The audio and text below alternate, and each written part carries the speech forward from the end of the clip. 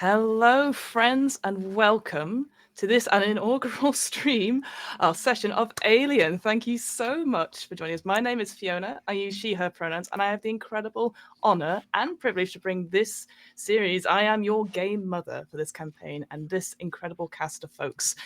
Before I ask our wonderful cast to introduce themselves, let me tell you a bit more about Alien and what the stream is about at the top of the session. So, the Alien RPG is published by Free League. It's also known, which is also known for some cracking RPGs such as Tales from the Loop, Vassan, Coriolanus, Dragonbait, and many, many more. I'm a massive fan of their games, and I'm delighted to run this as I'm a massive fan of the Alien franchise and a big fan of sci-fi horror. We'll drop a link to the chat at some point, so if you really enjoy Alien and you really enjoy this game, I'm sure Doss is already on it. Just check out on the chat. So a massive thank you for Free League for sponsoring this stream. Now, with that in mind, the world of Alien is incredibly bleak and a dark place, with a lot of focus on mature dark themes, horror, and violence. Now, we've all campaigns at Girls Run These Worlds. With our session 0, we in the cast have gone over our lines and veils and have our safety tools in effect. However, I want to reach out to the people out there who are watching us play. I just want to give you the full permission that you do not have to watch this if you do not feel safe and you feel uncomfortable by what you see. I give you full permission to do that because you are important. And you may take a break at any time from watching our story should you need it. As I always say, you are more important than the roles on the table or the story that we are telling. So keep yourselves safe, folks. Finally, this scenario we're using for this campaign is Chariot of the Gods, which is the first cinematic scenario written by Andrew E.C. Gasker in the first of the 26 Draconis arc. And it's this scenario that comes with the Alien starter set. Now, I would ask folks in the chat who have either run this or played this to not put any spoilers in the comments, please.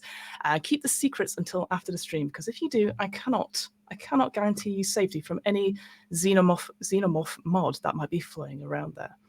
So that's all the bits of admin at the top of the session. I'm going to pass it over to our wonderful cast, going sort of hopefully clockwise, I can't remember off the top of my head, and to introduce themselves, their names and pronouns of the player, the character that they're playing, and my question this week for my players is what are they looking forward to in this campaign, but also what is their alien experience? Do they know it very well? Is it their first time hearing of aliens? So I'm going to pass it over to the cast. Hi, I'm Arnica, she, her pronouns, and I will be playing our pilot, Leah Davies. And I've never heard of aliens before. I am such a freaking huge nerd for aliens. You don't understand. For people who know I am an epileptic, know that I am the kind of person who will take my emergency meds and sit in my house with my sunglasses on. If I feel like watching a rewatch of Aliens, I'm like, I know it's coming. I've seen it so many times that I can time when to cover my eyes so I can see the majority of the movie. Still, I love this is my franchise.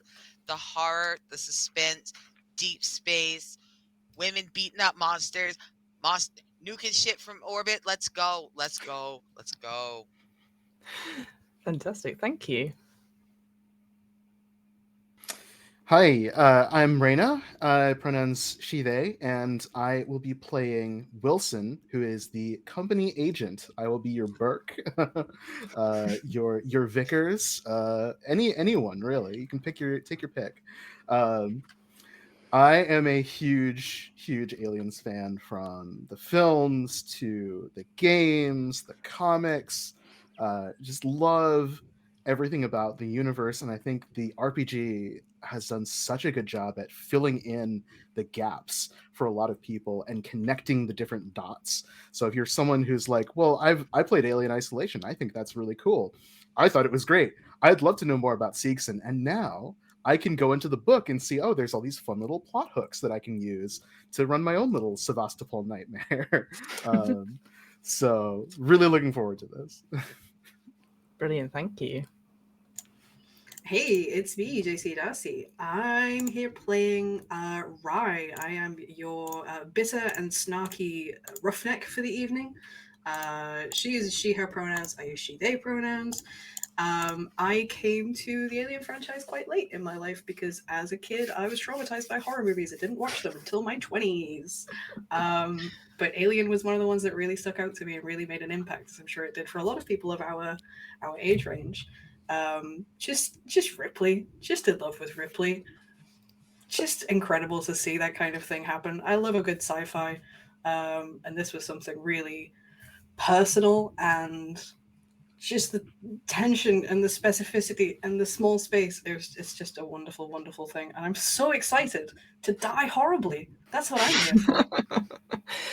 I mean, you won't die horribly. Quickly, Sure. quickly Quickly, and yes. painlessly. Cool. Absolutely. Cool. Absolutely. Thank you.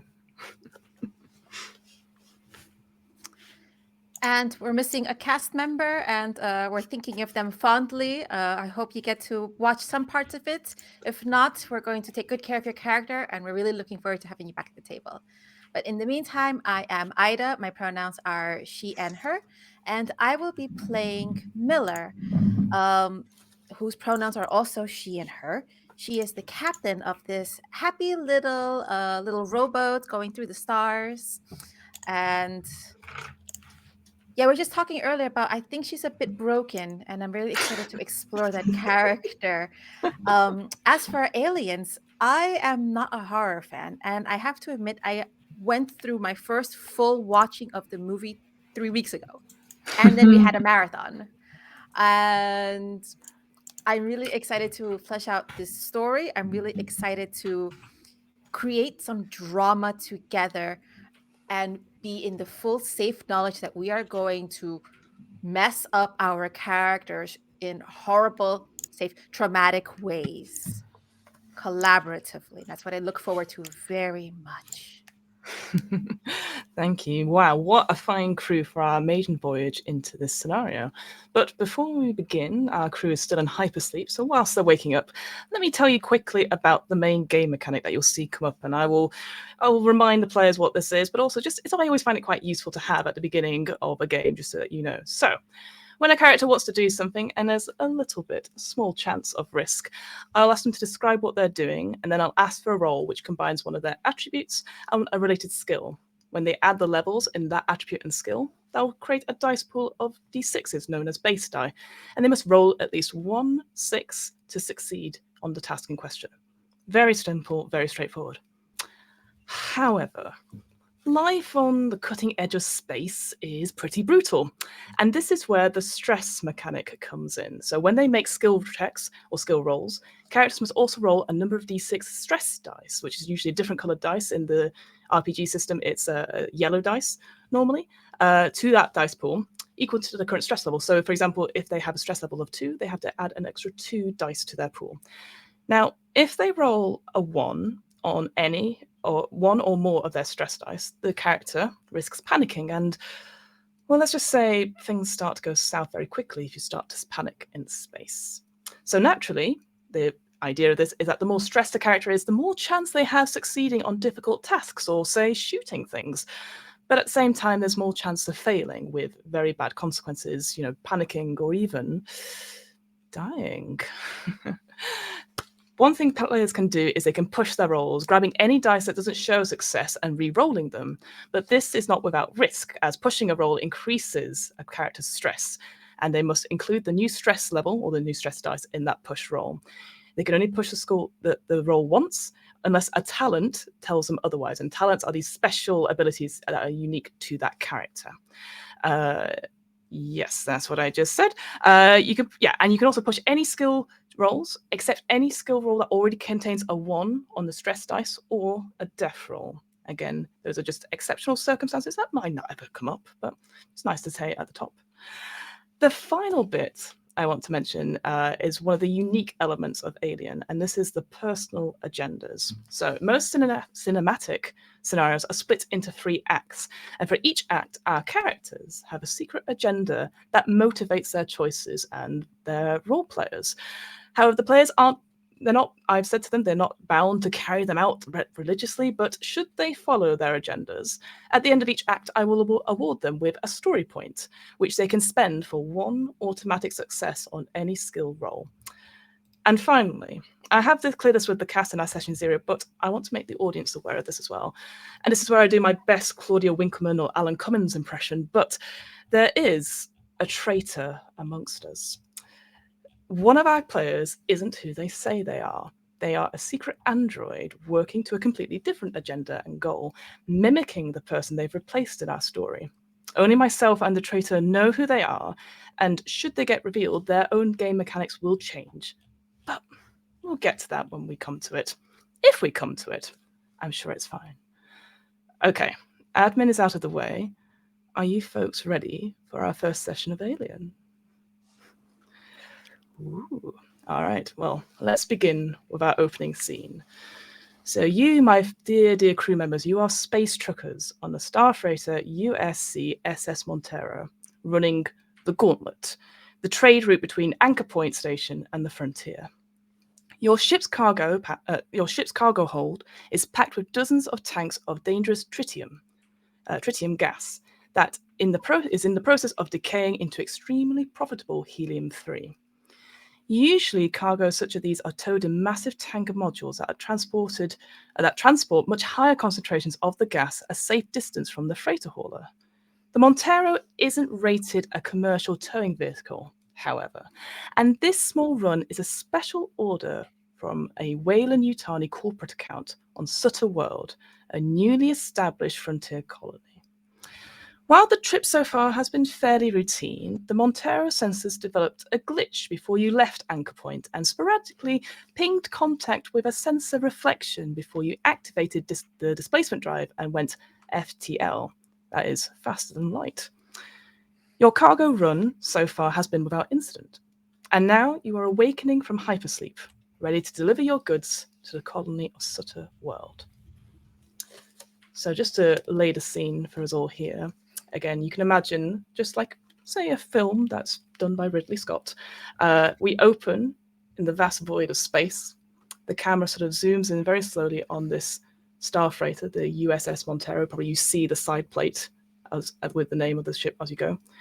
We sort of go through many corridors, very uniform, very utilitarian. Doors slowly open and shut. And eventually we come to the hypersleep chamber, where all 5 of you are currently asleep. And slowly but surely, as we've all been in those shops, I guess, when the lights start to flicker on, buzzing slightly, there is sort of a quick sort of release of gas as slowly but surely the pods start to open. You're all there, you're all dressed, ready for hypersleep and stuff, and you begin to wake up. And I will pass it over to my players. Actually, no, I will pass it over to our captain, if that is okay with you, Captain. It would make sense that you will be one of the first to wake. What are you doing? What are you feeling at this moment in time? Miller wakes up, and Miller is, let's say, mid-height, 5'8", 5'9", olive-skinned, very thick black hair that's like heavily braided to keep out of the way. And was perpetually like smudgy black eyeshadow on her. Like no matter how much she washes, it's not coming off. As she gets up and shakes her head, knowing like she has to make sure everything's in order, she checks the stats of the ship. And Miller is in a particular situation because the Montero, as wonderful and as good as a ship as she is, she's bleeding money. Things are tough. Miller makes sure that the ambient temperature is at the minimum required threshold and not a degree above. The coffee machines that are primed to also like hitch on, they're going to be extra watery. Brutal. I love that. Cool. So she's on a pad immediately, just typing, looking at everyone. It's like, they can't know. They get it. They better, as soon as they wake up, they'll be used to the cold temperature. We're not going to let them warm from the get-go. Oh no. I love that. Thank you. I'll throw it open to the rest of the team. Who would like to go next? I think Wilson is slowly rising out of the pod, wearing a company branded Wailing Yutani t-shirt, right? And shorts. Wilson is about 5'6", dark skin, not lithe, like athletic, but not in like a bulky sense, more in the kind of like, I do yoga every single day and I need everyone to know that I do yoga every single day kind of way. Um, takes care of themselves is what they would say. Is kind of groggily like blinking open their eyes and brushing their hair out of their face, which I think is cut in kind of like not quite a bob, but like a short kind of over sweep, somewhere between a bob and a pixie cut, I think. Mhm. Sort of like easily maintainable corporate style, like very clearly practical, but also like I can take this from the spaceship to the boardroom. Is the vibe. Yeah, you've woken up from hypersleep at 8, but you've got a meeting at 9. Yeah, But yeah, I've got yeah. to right. I've got to Zoom with corporate at 9, I love that. and they're just like rubbing their temples, like. Yeah, hypersleep.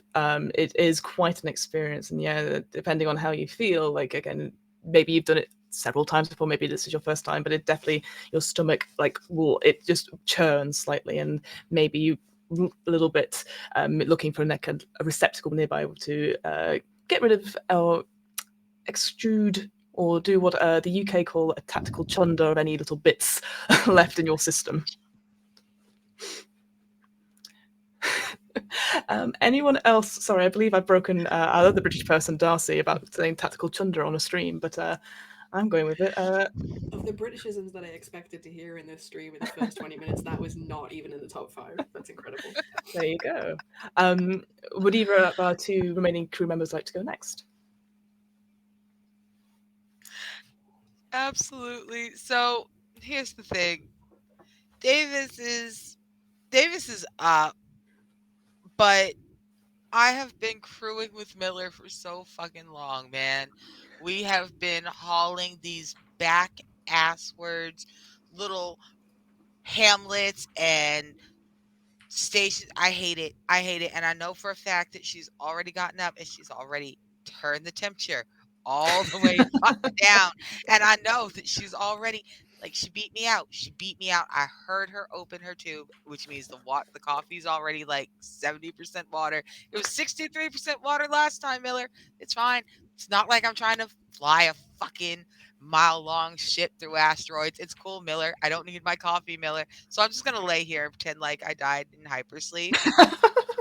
Like for 3 more minutes. For 3 more minutes. So that's what I'm doing. I'm laying there pretending like my pod didn't work. Even Not though ready to get up yet. the pod is Even open. though it is obviously open, everyone can see my vital signs. I'm just trying to will myself. I'm not getting up. I'm not getting up. I will get up when Miller fixes the coffee or Yeah. someone makes me. There's definitely like when you have the vital signs, it definitely says conscious, and Oh, it's like yeah. yeah, absolutely, mother knows, yeah. And finally, then, Yeah, I think it's very, very fitting that Rye is the last of the 4 of us to arise, and I think it's very much the same sort of vibe, but a bit more vocal about it, a bit of like tossing and turning and 5 more minutes kind of vibe, not wanting to get to work but having to. absolutely. And also, just again, what I will say, because obviously we're down a player tonight. Cham, our final player, they are basically doing what I like to call background actions, so that they're in the background and they will agree with the majority. So they too are sort of slowly getting ready in let's say a neutral way of getting out of hypersleep, somewhere between Captain Miller, somewhere between Davis, somewhere between the also. That is not necessarily too outstanding or too unique, because I will leave that up to our missing player when they return. But you are all awake and you are slowly stretching about. And of course, the first thing that's very important for all of you is getting some food in you, because currently your condition after sleeping in hypersleep for so long is dehydrated. So you need to get some food in you quite quickly, because under this current condition for at least the next 8 hours, you cannot reduce your stress level. Don't know why I said that out loud, but it's just good to know, really. So you are all currently moving your way through, unless you tell me otherwise, and you're sitting in the galley, starting to make your first breakfast together before calling into such a world. I will hand it over to my players. Also, the cereals, all generic, all off-brand. It's not expired, but it's very close or past the best buy date, which are scams. It's Definitely. all big white box, Mm, sugar frosted corn byproduct. Yeah. Like the most extremely generic name for everything. Definitely. The It definitely has a. protocol and guideline dictates that the crew must be fed nutritionally vital food. This meets those requirements. Taste was not on that clipboard because price is attached to that. There's definitely like a Wayland Yutani logo stamped in, like Wayland Yutani approved, or it's their own little branded thing going on. So I quite like that as well. No, you Rye don't is got no.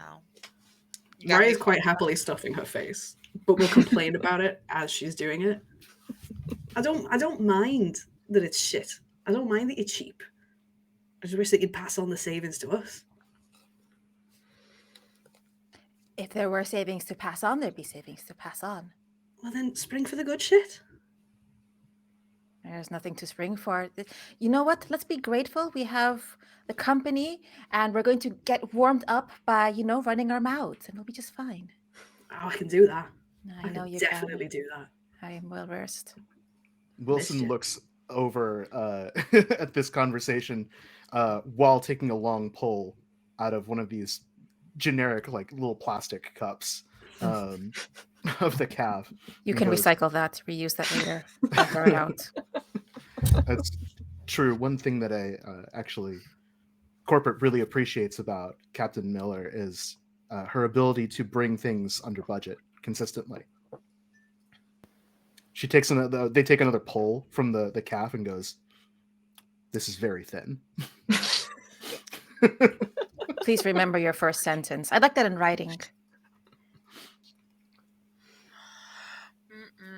Friggin' Davis is sitting on the table, just on the table with feet on the bench, because that is obviously how cafeteria tables are built for, so that she can really, really just let one hand get a full cup of the head, because this oatmeal that she's holding, she was not going to eat the thrice recycled Fruitios, because the first time we ran through those Fruitios were sugar smacks, and then the garbage at the bottom of the bag got run through the recycler, and then they were shredded sugar things, and then that got run through the cycle. This is like the fourth time. I know for a fact that cereal that is being eaten is the same cereal that was being eaten 4.5 years ago. You just keep running it through the recycler, Miller. So instead I'm eating the oatmeal, but we're all out of sweetener, and I'm pretty sure the oatmeal has been recycled. And I swear to God, if you weren't my friend, I'd fucking quit. I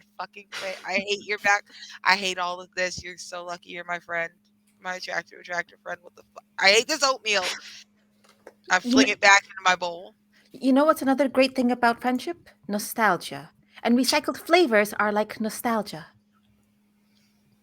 Our friendship is like recycled cereal flavor. It's like You know what? nostalgia. It's like this. I'm fucking quitting. Miller. I'm fucking quitting the next time we get to a planet that is an actual planet and not a piece of polished turd in orbit around a ratty little sun on its last dying breath. I'm quitting and you can find a new pilot. I'm done. I'm gonna quit. And I'm just doing a whole little dance in between the oatmeal, just real aggressive oatmeal eye contact as I sing about how I'm gonna quit. I have sung this song to Miller 137 times. I have never quit. Mm-hmm. But I'm I never sing gonna the quit. song. I'm never gonna quit.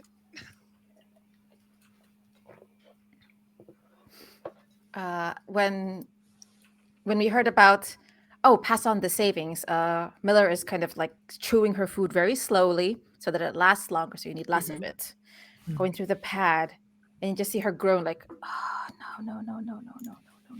This was not, the market changed.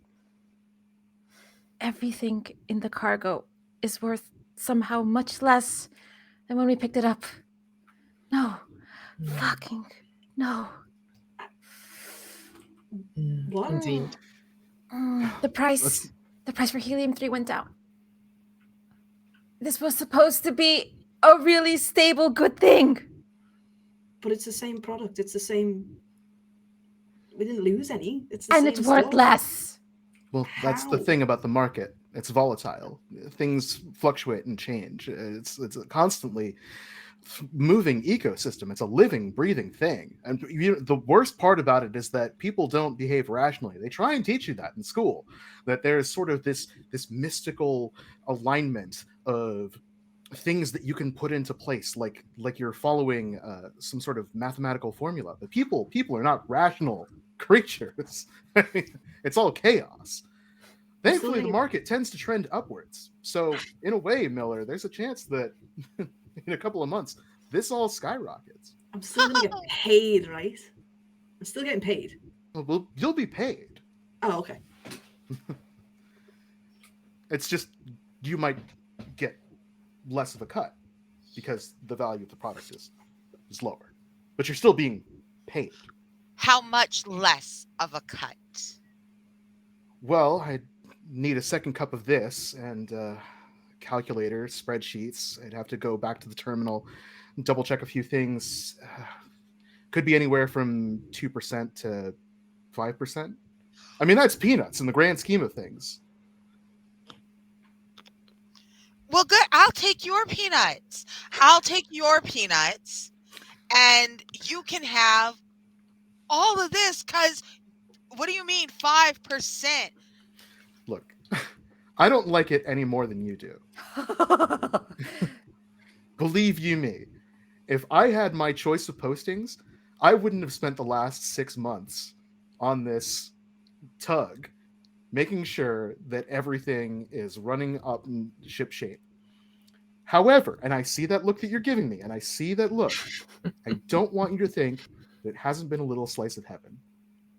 Because over those last 6 months, I've really come to see how this whole little team is like a little family Don't say out here. Oh no! I knew he was gonna say it. I just listen. I know it's trade, but you have to admit there is some truth to it. I mean, just look at this conversation that's happening here. My family is not here. You don't go to deep space if you like your family.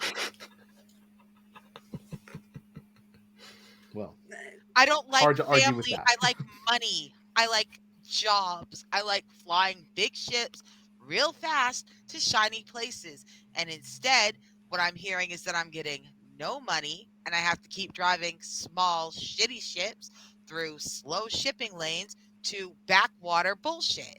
Is that what I'm hearing? I quit. 139.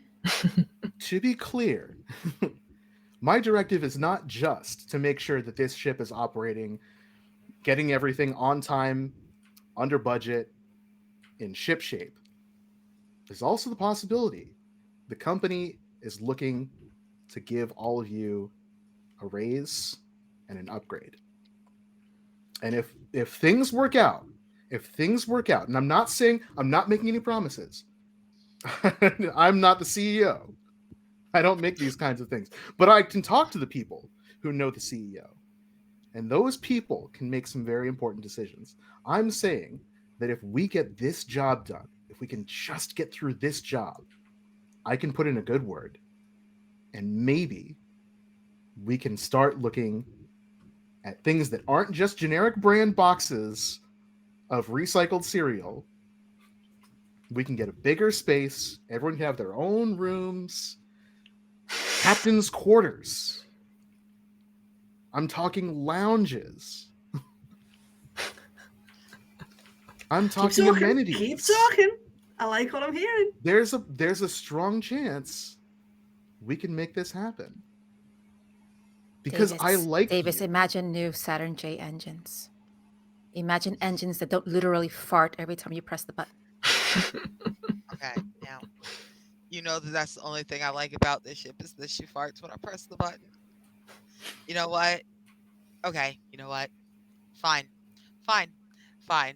I am gonna sail this raggedy piece of shit like she's a Saturnian swan through this belt. I'm gonna sail her right into port. We're gonna take this absolute buggering of a pay cut. It's fine. It's fine. And when I don't get my beautiful, gorgeous new engines, I'm gonna look right at you, Miller, and I'm gonna say, I fucking told you so. And then I'm gonna say, I quit. Let's do this. It's fine. It's fine. Let me just eat this fucking oatmeal while it's still pretending to be warm. And just reminder to everyone else here, only Davis can speak like that about the Montaro. The rest of breakfast sort of pass in a sort of maybe uneasy tension and silence. And we go to the first shift. I would like to know what folks are planning to do on their first shift, essentially. So the Montero itself, you have your big cargo hold with all the tritium in it. There's decay into helium-3, but you've also got bits and pieces as well.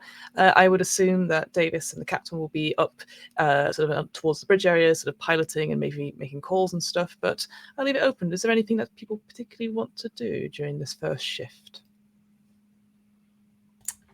Yeah, I noticed before we left Anchor Point, I noticed a glitch on the sensors and I logged it. I logged it correctly. I informed my superior officer. I was told to deal with it later. It's later. It is later. Very Go good. and check out the sensors. Absolutely. I would like you then to do our first roll of the game. Oh! What do I win? What do you win? Well, A let's hug. a hug From you? from A face hug? Ooh. Probably. Surprise! We end early. No. You got those That would be- NPCs ready for me to take over, right? Yeah. It's all good. It's all So, good. fun fact for those people watching the stream: for this starter set, there are actually, including the 5 pre-generated characters we start with, there are 10 other NPCs that are in this thing. They might not be used. They might not even turn up at all. But it's all good to go good to me. So, I would like you, right, to make for me a just looking at my sheet, a wits comtech roll for me, please. Gotcha. So Yeah, I have so 3 in contact, which is pretty good. So roll that together. Your current stress level is 0, so shouldn't be a bother. And let me know how many. One Yep. success. 1 success. All right. 7 dice. More than none. Oof. So you take some time to tinker. Perhaps you maybe pull out, proper old module. You maybe mess with a couple of wires. Go, that shouldn't have been in there. Might have been important. I'm sure it was. Whatever. And actually, as you do this, Mother themselves reports that there is a ship approaching, and then you sort of look up and it sort of glitches away, and you come to the conclusion that there is a sensor malfunction, and you sort of look around and you test it, fix it, nothing more. But it's interesting that it did happen again whilst you were doing it, and it happened maybe once. It takes you about maybe an hour or so to get it completely fixed, but it did it about twice. It sort of was like, there is an approaching ship out there, and then you check everything, and there wasn't. And then once it's fixed, that ship doesn't show up again? Nope, doesn't seem to. Just a glitch. Fixed it. Yeah, I will, get on comms up to the captain and gloat about my glorious success. Fresh out of hypersleep, and I can still do it. Sensors are all fixed. Brilliant. Fantastic. Good job. And Glad to see you're good at fixing things. I'm very good at fixing things. That's why you had me pay me the reasonable bucks. If only everything could be fixed, eh? Well, maybe it can. There's too much on my plate right now. You know that. We've got nothing on our plate now. 5% reduction in things on your plate. There was a time you could make time for me. There was a time I could keep afloat. I am drowning, and you know how much in debt the ship is. We'll get it done. we'll get our bonus. We'll play up to Mrs. Corporate. We'll play nice. Get an upgrade, get a bonus. Captain's quarters, that'll be cozy. It'll be fine. You know I'm only here for the money. And you. So no, I don't need 2 people drowning here. Save yourself for once. Oh, I will, don't worry. I'm too Good. gorgeous to drown. Maybe sing me a Take nice that as a song. yes. Maybe sing us a nice song like the old sirens do. Put us out of our misery. I've got a terrible singing voice. Not true. Ooh. There's little crumbs that I'm going to keep with me. All right. I'm going to go and check some other things and make sure the ship is not falling apart. That's what I want to hear. Captain, yes, my captain. Fantastic. And so we move away from that scene. Wilson, is there anything that you would particularly like to do during this shift? Yeah, before we departed, Wilson received a message.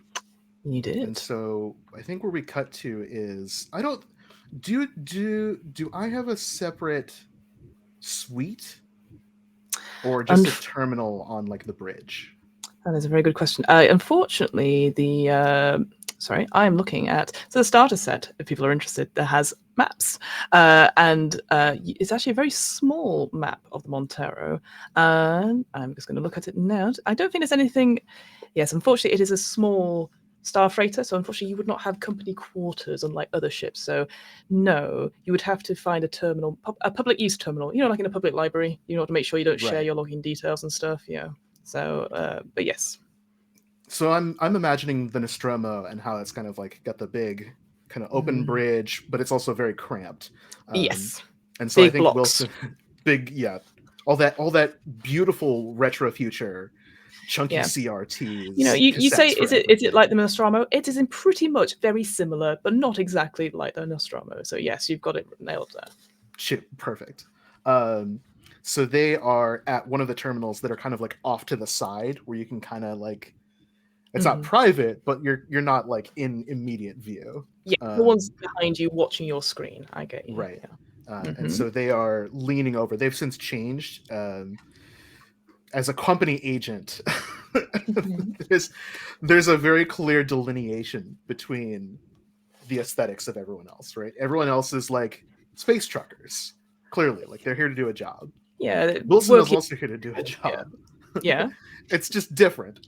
So it's I think they are wearing a button up with a no collar, sleeves rolled up, and a vest, like a puffer vest with the company logo again on the everything. It's all corporate all the way down. You're a company guy in that sort of respect, yeah. Right. Still sipping on a refill of that really thinned down calf, and leaning over the terminal. Their face shot from the front, so we see the kind of the glow of the computer terminal on their face, and like just the hint of like the text reflected in their eyes, because we get that. That's just the way that the shot is. Yeah. And I think then it cuts kind of as they're scrolling, and there's that kind of signature as the text kind of loads. Yeah. It then cuts to them over the shoulder, and they're stroking their chin as they review the text, which reads to please. USCSS Montero, Agent Wilson JJ, 942/T200R from network ComCon 01500, Wayland-Yutani. Message received. New directive. Special Order 966. Quarantine Science Team. Direct crew to repair and return USCSS Cronus. Use of force authorized. Remove Montero from equation. Transfer crew to science vessel. Repeat. Do not abandon Cronus. Bring back all xenomorphic materials. Mhm. Priority 1. All other priorities rescinded. Awaiting acknowledgement. Awaiting acknowledgement. And so they kind of like the camera hangs on it just long enough to let the audience see it and cut back to them kind of like nodding slowly.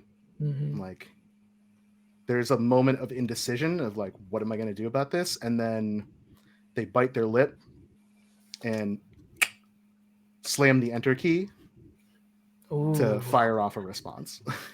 brilliant. Yes. So yes, Special Order 966 is out there. Correct. And I will say, just again for clarity, Wilson, you do not know what xenomorphic materials are, but you would gather from the message it's something science, possibly organic, but apart from that, not entirely sure. But there we go. Brilliant. I'll pass it over to our pilot, Davies. What would you like to do? So here's the thing: is space. I don't think you realize how empty space is until you're driving in it, and you're like, all you have to do is not hit anything in space. Cool. There's all sorts of times where there's shit coming at you in a million miles from every direction, and it takes everything in you to bring your crew and your ship out. It's the best. It's the best. It's the fucking best. This is not one of those times. No. There's nothing. Not a comet, not a meteor, not some little debris, not so much as just a jettison turd from a previous space. Nothing. There's fucking nothing. Mm-hmm. And I'm bored. Oh. I'm bored, and I'm about to be somehow poorer than when I left on this whole fucking, like, I had money. I had money tied up in this, and now I'm not going to have the money I need to have when I get to the port I need to get to. And I just gotta figure out how to fix this. Because look, Miller and I have to talk, or like when Miller calms down. Not right now. Miller gets high fucking key for them first like 36 hours out of hypersleep. Just something about it frees her from the inside out. She's just mad. She's cold and she's mad. And she keeps turning down the heat and watering down our coffee. Within like 2 days, in about 2 days, Miller will calm down enough that she'll pretend not to notice when we turn the heat up by 80 and put the coffee back to 70% water instead of 72. Like, I just have to make it through the next 2 days. But there's nothing to do, and I'm bored, and I'm mad, and it's fine. It's fine. I'm just gonna fly this piece of shit. It's fine. Fantastic. It's fine. I'm gonna pretend like I'm not hearing Miller and fucking Rye just in their little domestic spat. It's fine. It's fine. It's not like we have an HR anyway. I'm fine. Let's go.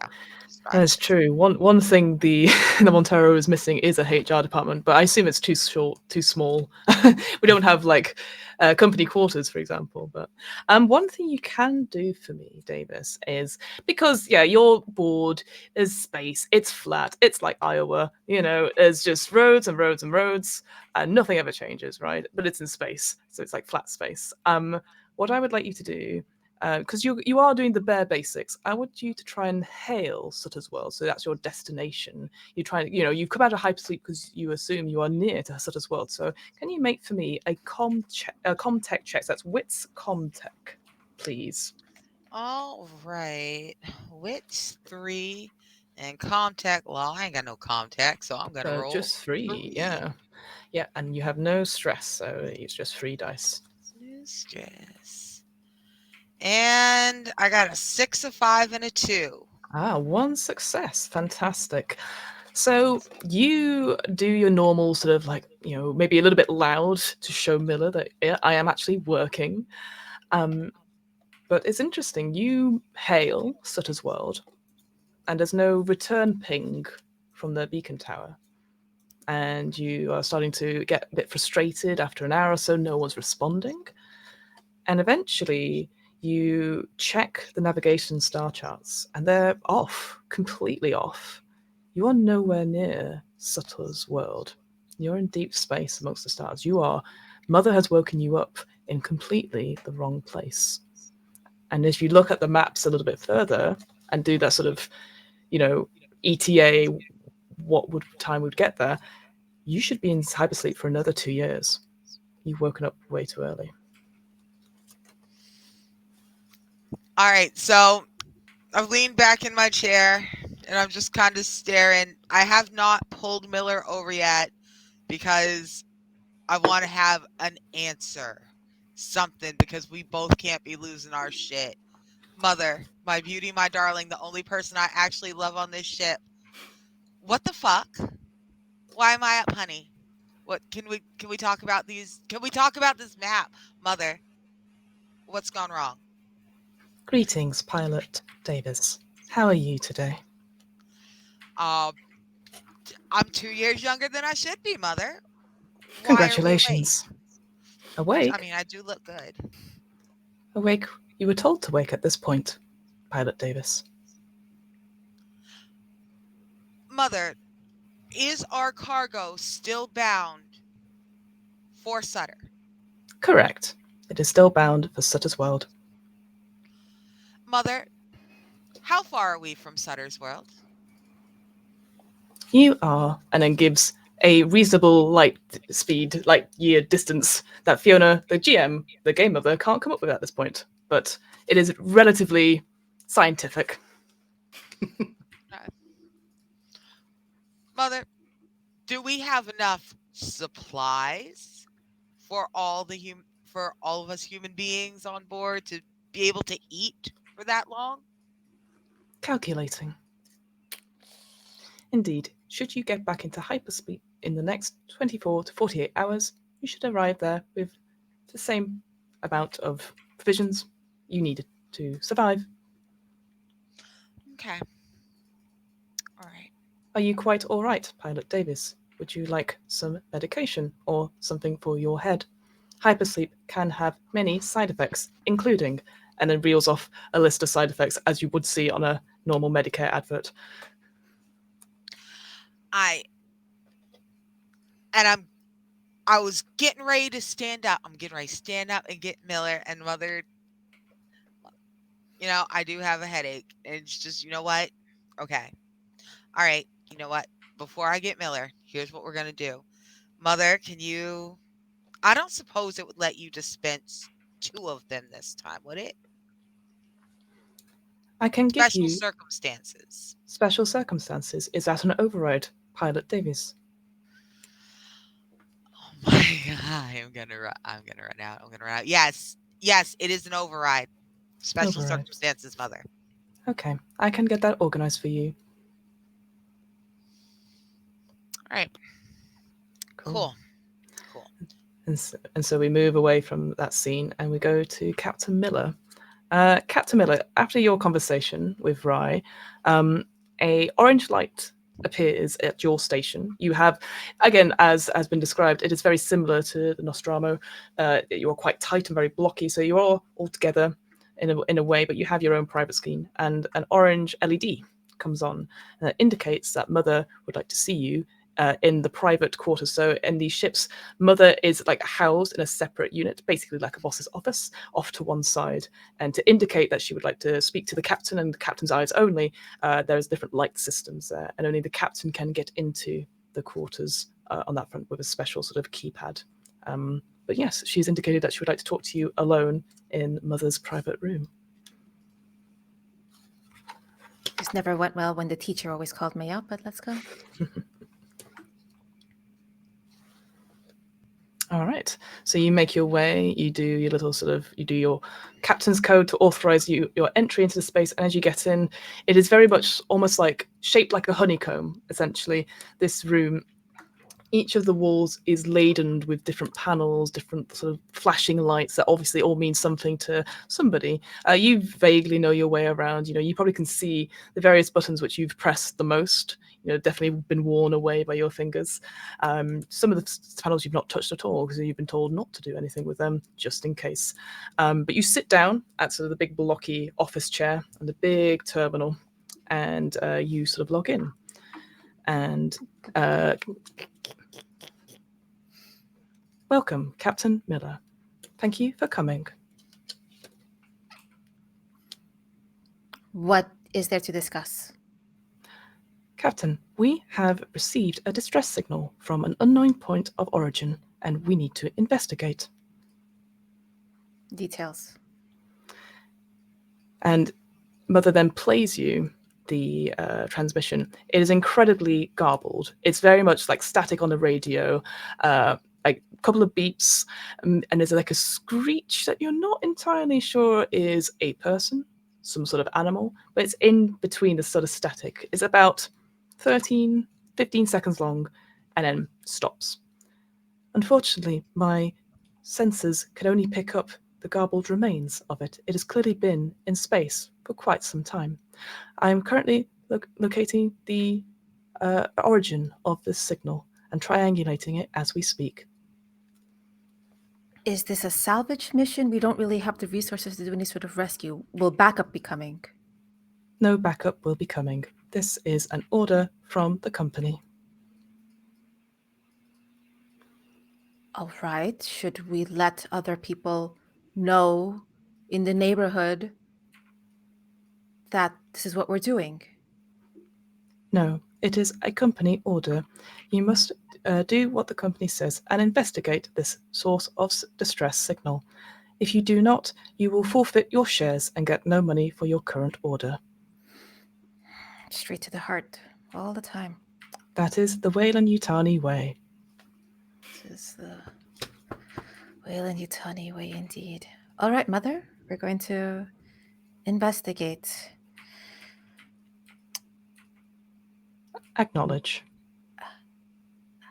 Oh my God. How is this why we were woken up? Are we anywhere near Sutter's World? You are no longer near Sutter's World. We have changed the ship priorities. I really wish you wouldn't do that without telling me first, but here we are. Well, The Weyland-Yutani consider this your alertness to this. You were the first to know properly. Much obliged. Is there anything else I can do for you, Mother? No, thank you, Captain. Is there anything I can do for you? Take a few zeros off the debt from the Montaro. Unfortunately, that is not in my programming. I Is know there anything else? I couldn't afford the sarcasm module either. Thank you, Oh. Mother. That will be all. Thank you. Acknowledge. Yeah, it slowly shuts down the module. So you have been told that your orders have changed. You're no longer going to Sutter World, and as has been made clear, you're no longer near Sutter World. You're in the middle of deep space, and Weyland-Yutani has asked you to investigate a distress signal, which Mother is currently trying to triangulate. As my load further devalues as well. Mm-hmm. I call for a meeting. Excellent. Mandatory meeting. Oh, mandatory meeting. You press the button, almost like Among Us. Everyone, you all rush through, and you're in. I was the in galley. electrical. Oh, you were in electrical. Yeah. I was in electrical. What task were you doing? I was trying to swipe the card. I knew it.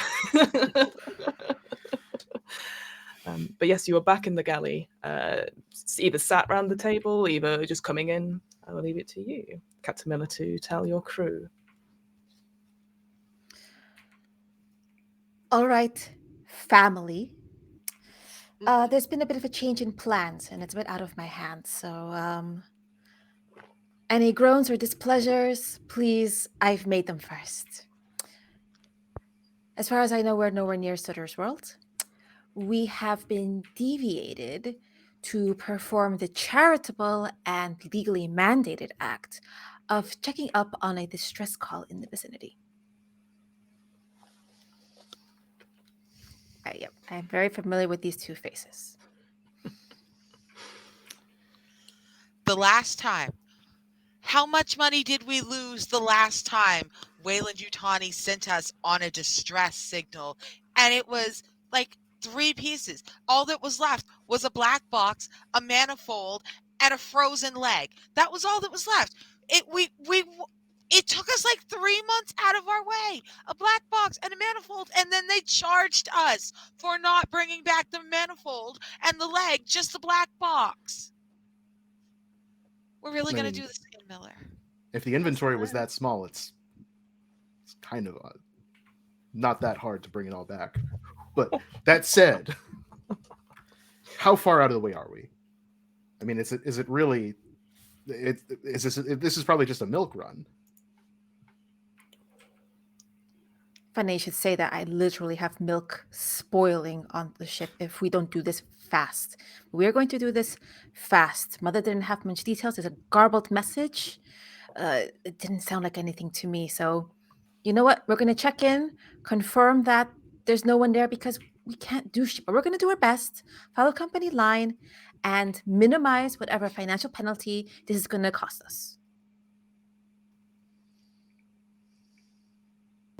Captain, I know that we've butted heads before in the past, and I'm sure that occasionally things will continue in that way, but I want you to know, regardless of where our paychecks come from, they all come from the same place, and I have your best interests at the front of my mind. You have my full support on this. So if there's anything that I can do to make it easier for you on the back end, whether that's filing paperwork or making sure that messages go off to corporate or anything like that, you just say the word. I want the papers to the Montero. Well, okay. I didn't say I could work miracles now, Captain. I did say that I can try. I didn't get to where I am without having some skill. I'm with Miller. We want the papers to the Montero. We want the papers to the Montero. I wouldn't mind getting in on that. If there's going to be... That's what we want. I would like maybe a negotiation for a bonus for taking on extra. This is not what we signed up for. If we're going to do extra work, we should be paid for it. That's true. That's true. And it's, that these kinds of things happen all the time. On the job training, extraneous circumstances. I mean, space is wide and unpredictable. There's no doubt about that. I'm aware, Captain, that the company has offered you a lease to buy option on the Montero. I know that's on the books. That's not exactly a secret, but I also know that finances are difficult, especially given that we're out of the way. And in a way, being diverted is actually a bit of a good thing because the value of our cargo may very well trend. I said the market trends upwards, in however many light years it takes us to get to Sutter's world, there's a strong chance that the value goes up. But that's blue sky. That's in the future. Right now, I'll tell you what, because I have come to appreciate and understand how tightly knit this crew is, how dedicated you all are, not just to your jobs, but to each other. I will be sure to put in the best word possible. If all of this goes smoothly, I will go myself. I'm going to talk to the board. I don't know anyone on the board, but I'm going to talk to the people who know people on the board. And I'm going to talk to as many people as it takes until I get up to the people who can make this happen for you. And at that, my dear friends, a klaxon goes off, and all the lights go from normal lighting to red as you hear Mother come on emergency broadcast system saying, "Brace for collision. Brace for collision. Collision? Ship approaching. I can't Brace for afford collision." this. Brace! Dive What? under a table. Just grabbing onto What the nearest are you whatever. folks doing? Yes, well, we have a pilot, we have a captain. What do you plan to do? You're all in the galley currently. So I'm well aware that we've been told to brace for collision, but this is my fucking ship. Are you kidding? Collision what? So technically throwing myself towards the doorway. Good. If I get through it, consider me landing against the wall. Me being braced. If I don't, if I have to grab the door frame for a minute, fine. But I'm getting to my fucking ship. Are you kidding me? I'm getting to my steering. Yep. You go running to the bridge. Davis, that sounds good. Anyone else following? Yeah, Are we? door frame was my first thought for collision, but once walking is physically possible, the comm at the bridge is like the most important place the captain needs to be right now. Correct. Did Very you know good. there was something nearby? No, What the there hell? was. I fixed those fucking sensors. There was nothing there. Brace for collision. Brace for collision. The lights start to running, looking for handholds. This has got to be something on the bulkheads everywhere, right? Yes, but some of them are a bit broken. Like clearly the ship is not in This good is repair. a So you're like, tug, right? yeah. You're like, oh no, oh no. All right. So those people who are running towards the bridge, do so. Davis, you put yourself in the thing, and you start to see. And yes, as you bring up your screen, you can see coming across you. I'm going to get the terminology wrong here, but the starboard side is something big coming towards you. I need you to make a piloting check with -2. So you need to take 2 dice out of your dice pool once you're done, because this is a difficult, hard maneuver to get out of the way. All right. So And I will also say it's a bit stressful. Everyone takes 1 stress. Everyone's at level 1 stress. It begins. Here we go. all right. So am I just rolling my 3 for piloting, or am I rolling agility and piloting? Apologies. Yes, it is agility and piloting. I just read it off the screen. So agility, piloting, that is your pool, plus your 2 stress. Then take 2 dice out of the pool that aren't the stress die, or aren't indicated as the stress die if you're rolling online, and then go from there, essentially. So what is your pool currently? How many dice do you have in it? Okay. So my pool starts at 8. Mhm. And then I pull 2. Correct. So it's now at 6. And that is 6. When I roll that 6, I get a 7, a 5, a 4, a 4, a 3, and a 1. And then I have to roll 2 stress dice. Mhm. And those 2. God damn it!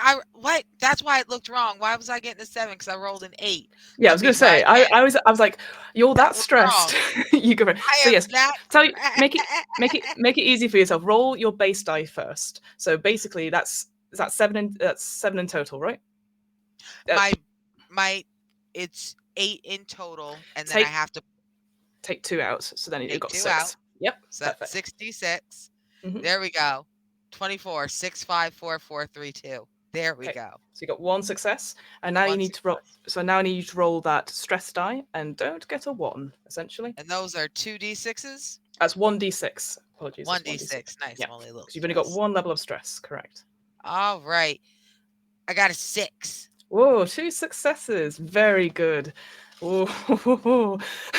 That would have been really bad if you didn't make it. So yeah, you're just like, and it's like pilot controls. So you pull up, pull down, whatever. Pilot controls. You just and you just zoop out the way of this massive black bulk. As you sort of look, anyone that's looking out at a window, again, very star freighter might not have many, but if there is one, you can't see anything out there, just the stars, and then this huge shape as blocking out the stars, like black on starry background, coming straight towards you. But Davis, you sort of, and you all feel it. Those of you, if you're not hanging on, you start to slip.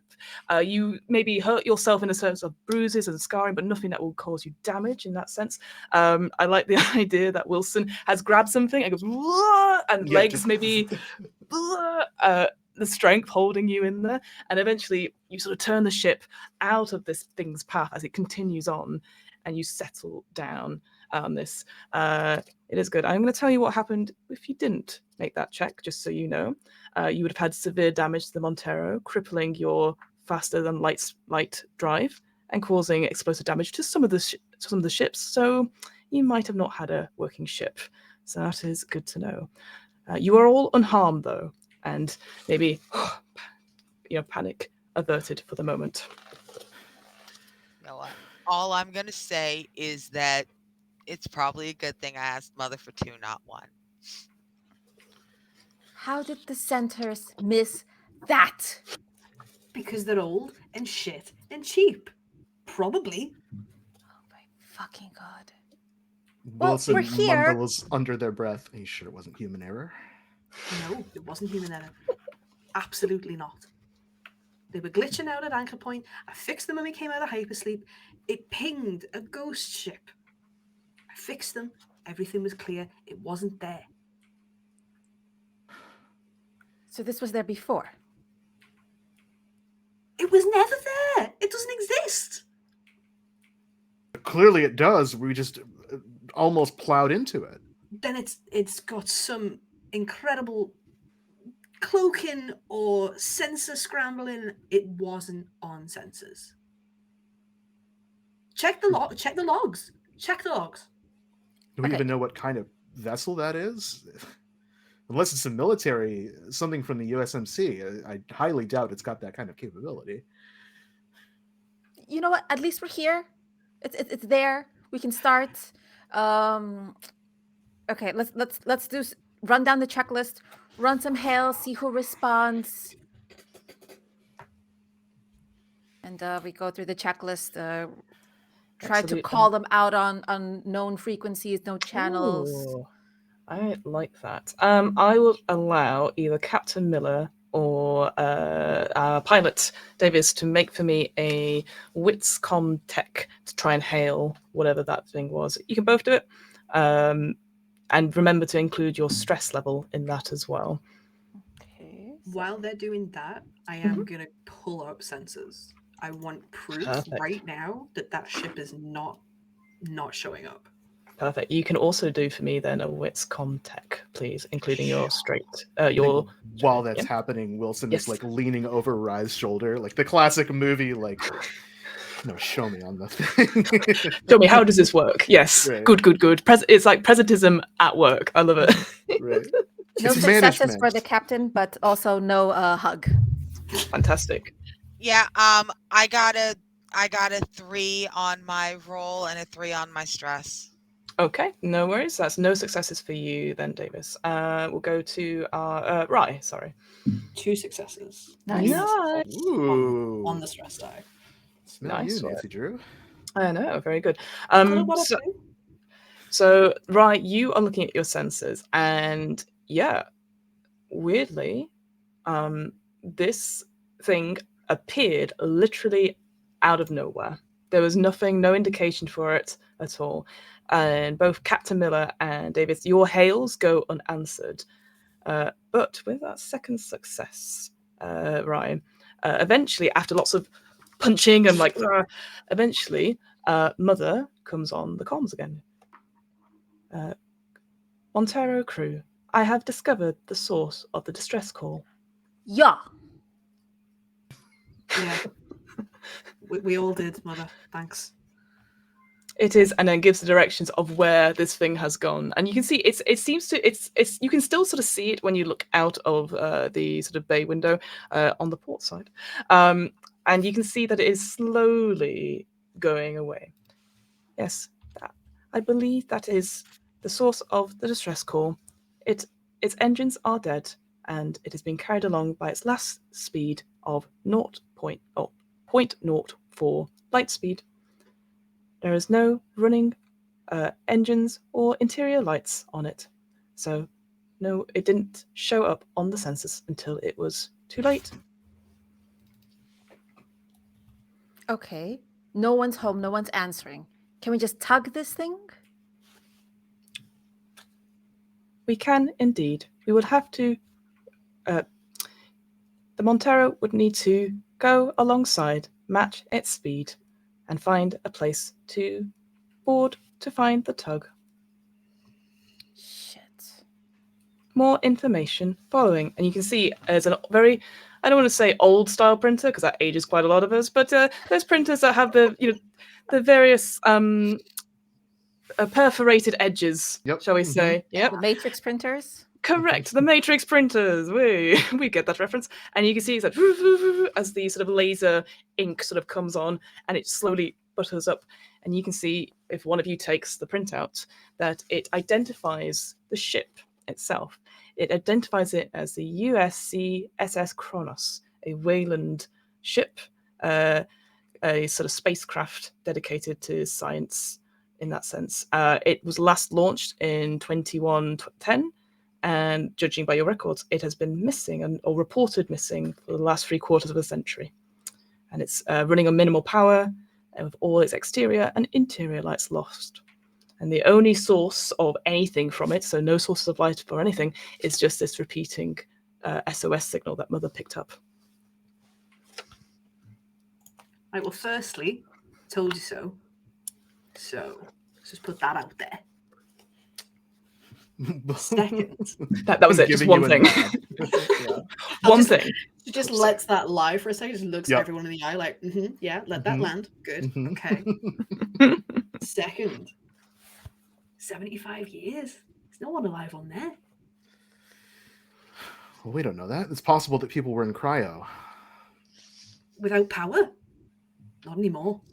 Science vessel, those things sometimes have nuclear cores, experimental power sources. I mean, the company has advanced a long time in 70 years, but Weyland-Yutani has always been at the forefront of research and colonization technology and space travel. Wait. Go back to the nuclear part. What is potentially on this ship? I'm saying that there's cores, that power sources that can last for far longer than the average tug, just to keep things out there on long missions and dispatches. I'm not saying there's a nuclear bomb on that thing.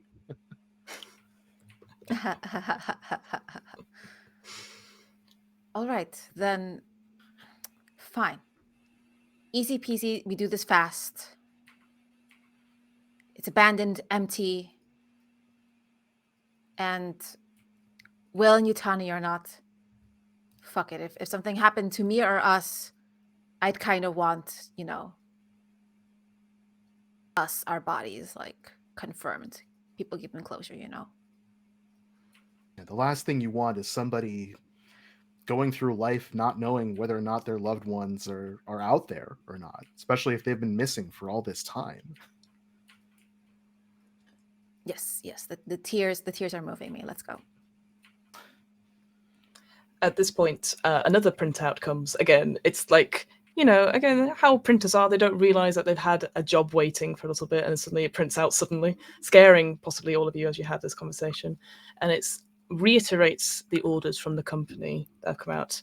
So it says that your priorities are to recover scientific data and samples from the USCSS Kronos, to escort. Second priority is to escort the salvage Kronos to Anchorhead, or another Weyland-Yutani facility, whichever is closest.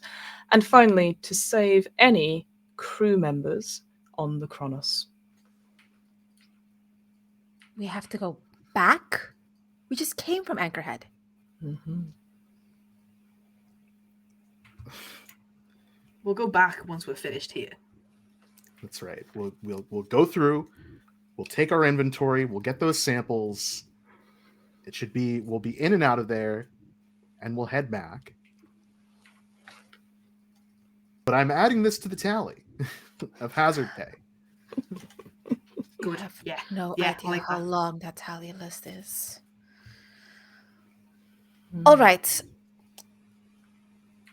Anyone good with science shit? I don't know what the heck to look for. Could be anything. I mean, the company is interested in all kinds of different things. I don't know what they were researching even out here. I mean, that's But I don't not want it my held part. against me if I pick up the wrong thing or if that leg is missing, Okay, don't call it easy there, Captain. Thankfully, they've given me a few things. I know my way around some of these systems. I'm sure that once we're on board, I can locate a ship's manifest, find out what we're looking for, so that we're not picking up the wrong thing. We're not leaving anything behind this time. We're going to do this by the numbers, by the book. All right, All right. everyone. Quick and easy, fast. And let's not go into the red further than we are. It's going to kill me. Oh my God. I can't believe it. All right. And with that, with the Montero sort of changing its course to try and match the speed of this missing ship that has been lost in action for 75 years, we're going to throw it to a break, if that's all right. I hope you've enjoyed it so far. It's been quite exciting. We're going to be away for about 15 minutes, so make sure you check out the adverts and everything like that. Remember, go get a drink, maybe take your meds, all that sort of thing. And of course, please, if you've enjoyed this, make sure you subscribe to the YouTube channel and also the Twitch that this is on. So please do, and come back in 15 minutes where we'll see what is happening on this ghost ship of the Kronos. Thank you very much. Friendship is happening. Happy good times. Nothing Yeah. bad. It'll be wonderful.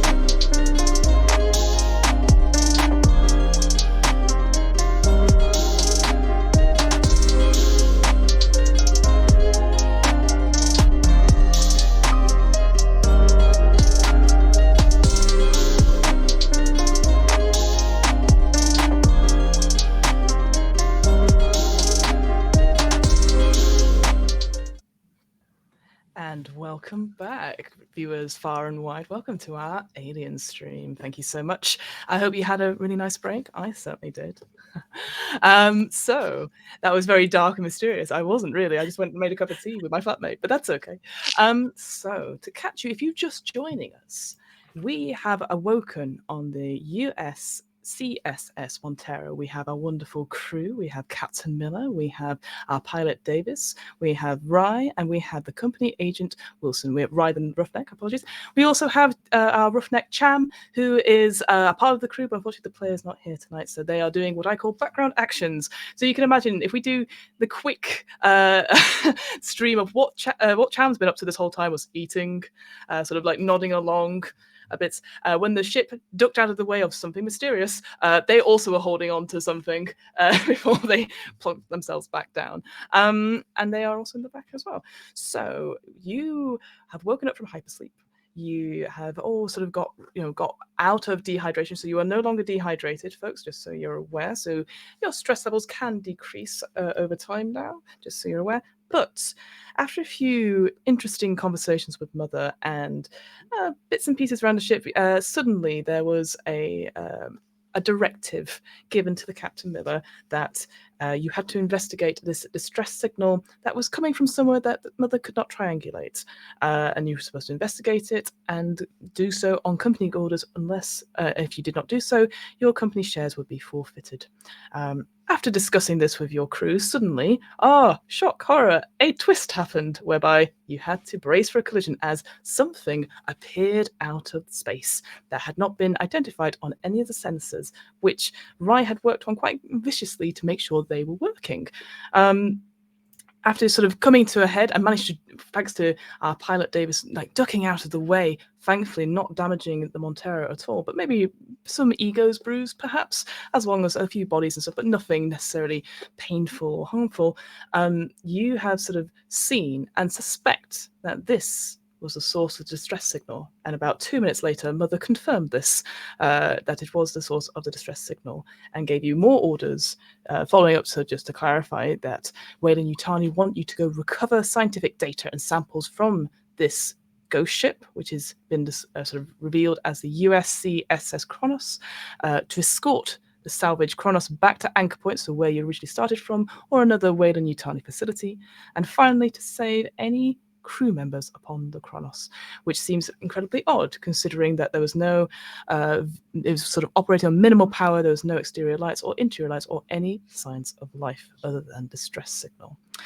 So there we have it. So team. I suspect what you're doing at this point, after sort of righting the ship, you are now sort of following along and sort of bringing yourselves up to speed. So, to match that speed, ship and course, to sort of get your bearings and see what you can see. So, I would need the pilot. Davis, I need you to make another piloting check. No minus to this because you know what you're doing, but to see if you can match it and not overtake it. Because again, you've got the sensors working, but it's very hard to see because it is looking at a black shape against a black background with a few dots. All right. So that is agility piloting plus your stress level. All right. So agility piloting, I have 1 success. Fantastic. And for my stress level, I roll a 4. Fantastic. So 1 success. Fantastic. So yeah, easily enough. Maybe you're feeling a little bit smug that you managed to save everyone again. You match the speed and come alongside. So you're sort of side by side with this great big vessel. And as you sort of come across this vessel, the Montero's lights come on, the exterior lights come on. You sort of shoot it on, and you see. I'm going to hold it up to the camera because I am a physical props person, but you see the cover of the scenario. You see this sort of big sort of ship, vastly bigger to your own, with a sort of a dorsal fin up at the top. Weirdly, when you see fish in underwater, essentially, it's like coming across like a shark that just appears out of nowhere. And as you come across, you see along the side the sort of nameplate of the ship itself, the USCSS Kronos, in sort of big white and yellow writing. And you can see again, you're getting some schematics from the. Yes, so the floodlights come on, and you can see. Sorry, yes, and Mother says, calculating. This ship is in my data banks. I will see if I can try and get the floor plans for you momentarily. Mother, I'd also like to know what were the circumstances of the Kronos going missing, and any details on what they could have been researching, so we know what the heck to look for and retrieve. Understood. Currently, there is no logged reason why the Kronos went missing. Their orders were to, and then it stops, and it says, unauthorized access cannot continue without a certain clearance. So it seems it's for private eyes, whatever their mission was. Is there any way I can override, push? If I've been tasked with a mission, these are details as a captain I feel I need to know. Absolutely. So I'd like you will sort of take a moment, maybe go into the computer terminal room of Mother, and I would like you to make for me another com-tech check. So wits com check with your stress level, please.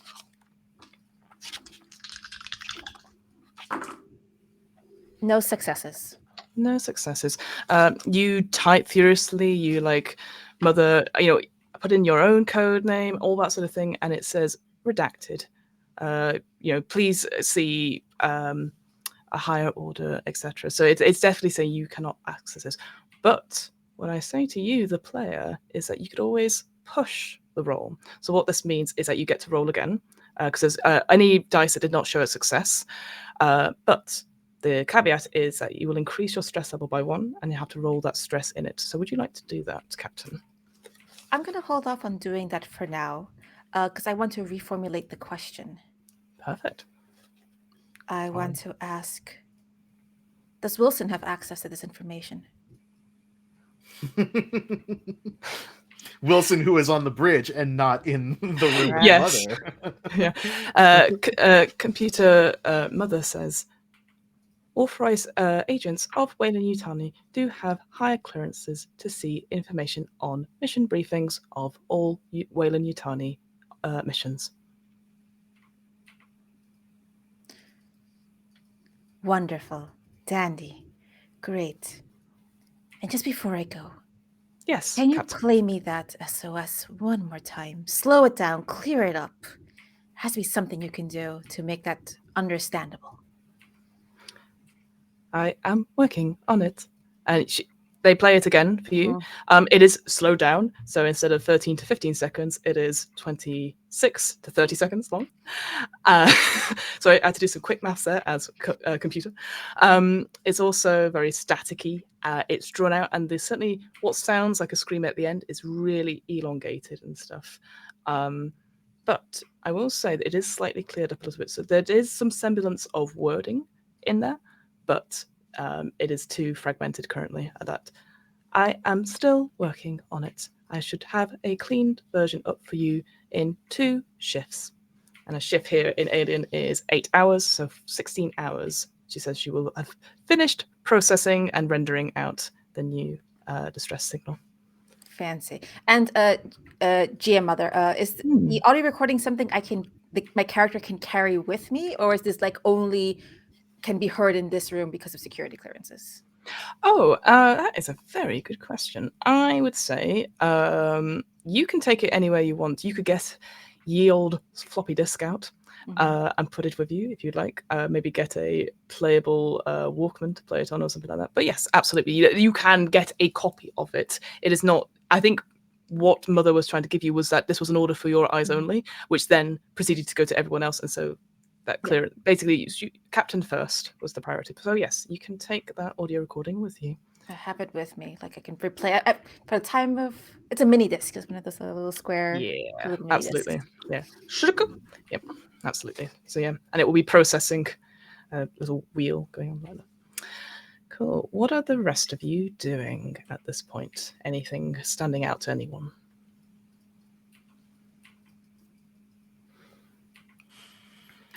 I'm leaving Getting the ready to senses. go. Yeah.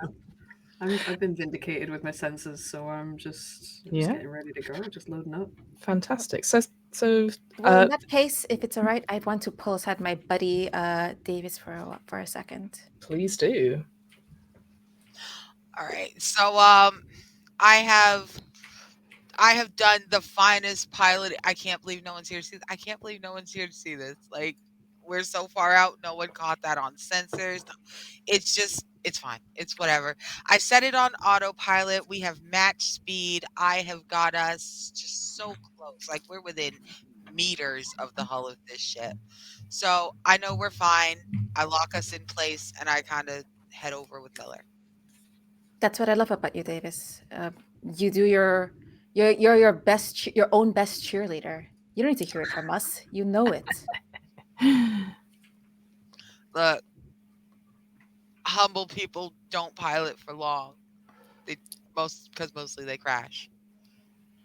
Speaking of long lives, there's someone whose life here I wouldn't mind shortening a little bit, but the shit we're on, Mother wouldn't give me any details of what the Kronos was doing, or the circumstances of how or why I went missing. It said that I didn't have the clearance for it, but the Weyland Yutani suits do. The suit has clearance. The where suit you has don't. clearance. That's. I don't know how I feel about that, Captain. So, are we going to? We gotta catch her in the corner here. We gotta catch her in the corner in the airlock. Where you want to get her? She got to talk to us. Well, protocol speaking, no, she doesn't have to. That's the most annoying part of it all. But I think it's in our best interest to not let her out of our sight. I'm just saying, protocol speaking, sometimes people walk into ships that have been dead for 75 years and they don't walk out again because they didn't answer a question. But that's fine. I absolutely didn't say that. It's fine. You were right. Look, Rhino's. I've never seen Rye fuck up a sensor scan. The sensor said didn't show up because there's no power. Fine, not Rye's fault. Why is a ship this big out in the middle of nowhere with no power? No power. And Wilson's talking about, ooh, there might be some nuclear cores. There might be some. I've been flying ships since I was big enough to fly ships. They're not. Look, something's. I don't like it. I don't like it.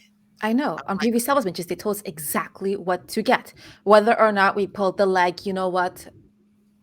We're still paying for that. We've learned from our mistakes. But all right. Miller, Just we're not going to recover from this mistake if it's like they've got everything if we come out with the wrong shit. Like, we will owe more if we do this wrong than we would owe if we we're just fucking already quit. in that boat. If we don't get back, there is no payment. This can't have been for nothing. Every goddamn thing we went through, it cannot have been for nothing. All right, look, I'm serious and I mean this. We've been crewing together for a real long time, Miller. We do this, they buy us out. We take the ship and we really fucking quit. We go do a cushy ass 2-year turnaround from local system to local system. Okay, nothing but beaches and beautiful women and beautiful men and beautiful, 3 gendered alien. Oh my gosh, then 3 genders from the 3 genders from Venus. We could be that. That could be us. That could be us. That could be us, Miller. We do this and we quit. I can't do this shit no more. Is this going to be a separate tally for the we quit instead of the I quit song? Yeah, no, brand new song. We quit. We take our ship. We tell Wayland Yutani to shove our ship up their butt. And then we all sing together. We quit. We quit. We quit. We quit. And we fly the fuck away. Well, I wish I was as brave as you. Because as much as you sing it, I can't even imagine quitting if it means I walk away with nothing. All right. So we gonna do this right so that we walk away with fucking everything. And don't let the suit out of our sight. All right, you the boss. Let's go. All right. So this at this point, I should mention is that this is where I can give you gear selection. Woohoo! So Ooh. I know, very exciting. So a couple of things. So looking at this ship, the Kronos, you know that you can dock with other ships. You have what is called an umbilical extension, which is you've seen them all in sci-fi films. It's very much a utilitarianism corridor that sticks to another airlock. And Mother shows you on the scans that their particular airlock that would fit your extension is on the dorsal fin, so at the top of the ship, which again you have very neatly maneuvered next to, essentially. So you know that to do that, you just have to push that across. That will require a heavy machine roll, which I'll ask someone to do in a second. Alternatively, you can put on compression suits and spacewalk across, essentially, and go on there and leave the ship behind. But that's just something to think about, like how you were going to get to the airlock, if you'd like to move yourself closer with the umbilical, or if you'd like to spacewalk across. But Captain Miller, I'm going to tell you what we have, and if you'd like to give it, you are basically going to assign people things. And if there's something that, again, I appreciate we are player down tonight, you'd be like, well, Cham, we should give something to Cham. This should be for Cham. We can discuss it off stream and double check as well, because obviously, it's a bit unfair just to be like, we all have stuff, but Cham doesn't have anything. So to let you know, instantly, you all have. And I assume Captain Miller would make sure everyone has a compression suit. So basically something that you are able to breathe in the void of space. So if you write that down on your sheets or write it down somewhere and note that you have air supply 5, that means that's how much air you have in it. It's at full capacity just now. And basically what happens is that every so often I might ask you to do an air supply roll. And if you get a 1, it goes down by 1, essentially, on that thing. So good to know. So that's just so everyone's got a compression suit. You have a motion tracker, a cutting torch, a bolt gun, which is essentially something you use to repair the hulls of ship, but could also be used as a weapon. You have a service pistol, and the bolt gun, has 4 shots in it. The service pistol has 1 reload in it. You have a harpoon grappling gun, which technically isn't a weapon, but you shoot at something to bring something closer towards you. Basically, it's used in low gravity to bring cargo towards people. You also have an incinerator unit, so essentially a flamethrower, which has 2 reloads. And most iconic of alien gear is 1 power loader, which you use to move heavy objects around, essentially. So obviously you've used it before when you were loading up the tritium earlier. And the other thing I should mention, because sometimes it is missed in this scenario, that you do have a very low orbital sort of a cargo lifter, which can move in and out of space. It's maybe for low orbit, called Daisy, and it's quite flat, essentially, with thrusters, but you can use that as well to move across. So you don't necessarily have to spacewalk if you need to, but just something to point out there. That's something that you wouldn't assign to somebody. It's something you'd leave the ship just now. So just to go over it again, because I appreciate that was a long list of items. So everyone has a compression suit with air supply 5. There's 1 motion tracker with a power supply of 5, a cutting torch that has a power supply of 5, a bolt gun, which has 4 shots, a service pistol that has 1 reload, a harpoon grappling gun, an incinerator unit with 2 reloads, and finally, a power loader. And do feel free to ask me again, because I will put this in the chat for us afterwards. Lovely. Thank you. No worries. Nobody tries out that power loader before I do. I called dibs before we even left Anchorhead. It's new and it's shiny and I want to play. Well, I also think you're the only one that has the clearance to operate it. Oh, that's convenient. You or Cham, I think. Yeah, as the I just put a hand over Cham's mouth. Yeah, like, Cham's like, and yeah. Fair, all right. Let's see. So these are the things I have to divvy out, or we divvy out together as a table.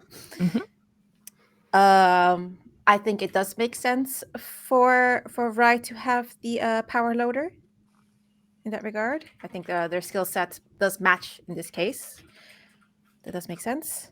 You flatter me. It's totally not me buying goodwill for later. We know, audience. That's right. Let's see. I don't know whether in this universe for normal savage jobs that we would take weapons, but the fact that Miller and Davis already have talked like there's something we're not feeling good, I think is another good reason why we're taking a bit more than we normally do. Correct. I will give myself the service pistol. Very well. And I will ensure that Davis has the... Checking your sheet, Davis, are you better for the bolt gun or the harpoon gun? All right, let's take a look. So what would be the difference for me as far as like what stat should I be looking at? Like, do you have a Good. ranged combat? Are you good in heavy machinery? That's a great question. So yeah, anything that is shootable in sense. So yeah, so both the bolt gun and the harpoon would be using ranged combat in that sense. My ranged combat is pretty good actually, and I have a tick on heavy machinery. Oh.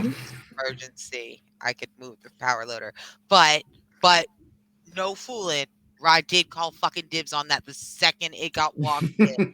It got rolled in. I was like, dibs, and I was like, because I was The rule of dibs is sacred on the Montero. It is. It's written underneath the other safety mechanics. It's sort of written in pen. Yeah. I'm only dibs first go. You can have a go after me. I just want to ease it in, christen it. Yeah, that's what she said. So, which is heavy, the bolt or the harpoon then? Because you're good at that, Davis. I'm leaning towards the harpoon gun. Noted. All right. Let's see. And we're going to give, maybe this is interesting to have. Let's give Wilson a cutting torch. Interesting. You're gonna go with us. You're gonna get your hands a little dirty. I've been to the range more than I've been to welding school, but I'm not sure how much good I'm gonna be with this thing. They're like kind of like turning it over. Yeah, very You much. can Very much. see they the- almost do the cowboy twirl it by the trigger thing, and then immediately Ooh. realize that it's not built for that. Yes. Yes. So I will say that the cutting torch, obviously, you can use it as a weapon, improvised as such. It is armor piercing, but you can also use it to help you cut through things. So that will give you a modification to any heavy machinery roll in relevant situations. All of these extra stuff, they do have it, and I will explain it as it comes up on stream, but I'll make sure you guys know that once we've done the stream, because I appreciate this. A lot of information just to suddenly tell you on stream and then pretend you remember it all. So, but yes, so it can be used as a weapon, but it's also helpful in other situations. Super cool. Just to move things along, Rye gonna get the motion tractor because not gonna need that at all. They're gonna be hands busy with the power loader. Oh no, you know that motion trackers are used to help find people. Yeah, it's used in civilian rescue. Yeah, that's exactly what we're here for. Sure. Exactly. I've actually just checked. I've just checked the book, the beautiful book by Free League, which you can buy. And I was just going to show off the incredible illustration of the power loader. Yes. All the art in this book is so good. But then I read the actual stats, and I actually cannot use the power loader. No. You require a skill level 2 in heavy machinery, and I only have a 1. So Cham's the only one who can drive our power loader. That's me the only You know one. Cham. hands in silent victory. So yes. I'll take it for a test run here on the ship. And After you get your certifications, you don't go near it without certs. It's an insurance liability I can't afford. Are you just saying that and put under the corpo? You're gonna let me have a go, right? When the corpo's not listening. Yeah, I get you. Yeah, all right, Captain. Sure. Wink. I'm still here. Yeah. I can hear you conspire. I'm speaking in code that only officers understand. Whoosh. So I will have to give that up to Cham. That's fine. So just so we've got, so everyone's got a compression suit. Rye has the motion tracker. The cutting torch is currently with Wilson. The harpoon is with Davis. Yep. Service pistol with Miller, and power loader is with Cham. I guess background animation is in it, like going do do do do, like whilst you guys are all sort of messing around. The last two things you have, Bolt gun and the incinerator unit. Correct. Yes. So you still have 2 items left. Look, I think Raj should get a flamethrower. She had to give up her powers. You know what? Fine. Rye gets the incinerator unit to reload. I will be so responsible with this. You've got no idea. And since Davis is good with the heavier things, I wonder what it's like if you can actually take both the harpoon gun and the bolt gun. Yeah, you can assign it however you want. You could give it all to one person, give it to all. Or you could leave stuff behind. You don't. No, don't leave stuff behind. I want 2 guns. Okay. Who You said know what? that? You know what? Davis, you hold this for me. You hold this for me, but you hold on to it. Deal? Alright. So I sling my harpoon gun across my back. Yep. Bolt gun. Got it. Easy. Yeah, easy. Like you all look very tooled up, which is the case. So what the next question I have for you is that with all your, I'm guessing you've put all your suits on. Is everyone going across to the ship, or is just like a scouting party going ahead? Cham will already say staying here with the power loader because obviously they need to test it out, so they will not go currently, but they may join you later. Did we get schematics from the Chronos? You did get schematics. It's sort of, again, it's sort of coming through like loading, like very very old. I was gonna say very old 90s internet in that sense. Fuck you. Hey, personal attacks. It is. Well, we've all been there. So yeah, you can certainly get through the first deck A, and you can see sort of like again sort of a juncture that sort of comes in where you would descend from the airlock, and you can see some cryo units that are probably there, some examination rooms and wash things, and then you can see where their mother station would be. That's on, basically, if you imagine it to be like a sort of almost like in the sense of a pyramid. So you are ascending from the top on the smallest level, and as you get deeper and deeper, it sort of widens out. So there's only a couple of rooms, but it's still downloading the rest of the schematics currently. But you can see your entrance point. You can see the first couple of rooms essentially coming through. All right. Going out on a lark here, since who has the best overall skills to probably go in if there's technical issues, mechanical issues, I'd like to recommend that Rye and Wilson go together. But I'm also going to state up front, Captain's orders. Neither of you are to leave each other's side. You hold hands if you need to go into a corner and take care of nature. I don't care. You don't leave each other's side. I'm not trying to make you jealous, Captain. Don't worry. While you're in my care, you will follow my orders. I mean this.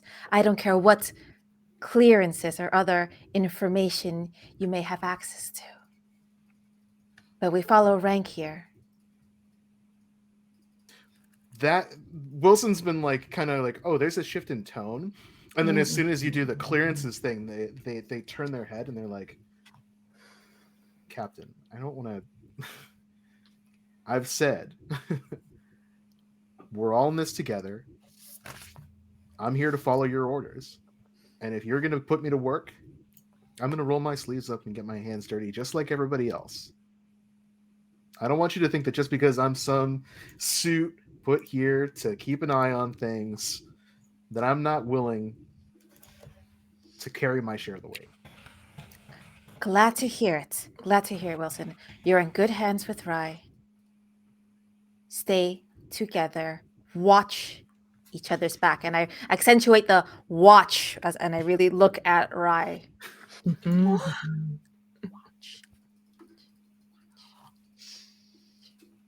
Gotcha. All right, very good. So I would like, we'll be on standby to once the umbilicus is connected. I think that Davis and I can ensure that things are hunky dory before we come over to meet them. Oh, so are you asking them to spacewalk first? Yes. Oh, okay, cool.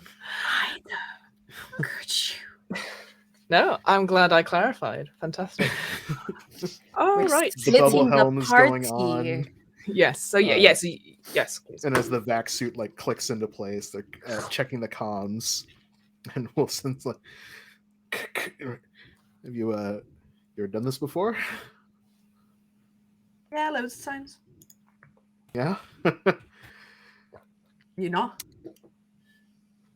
Does it show? Yeah.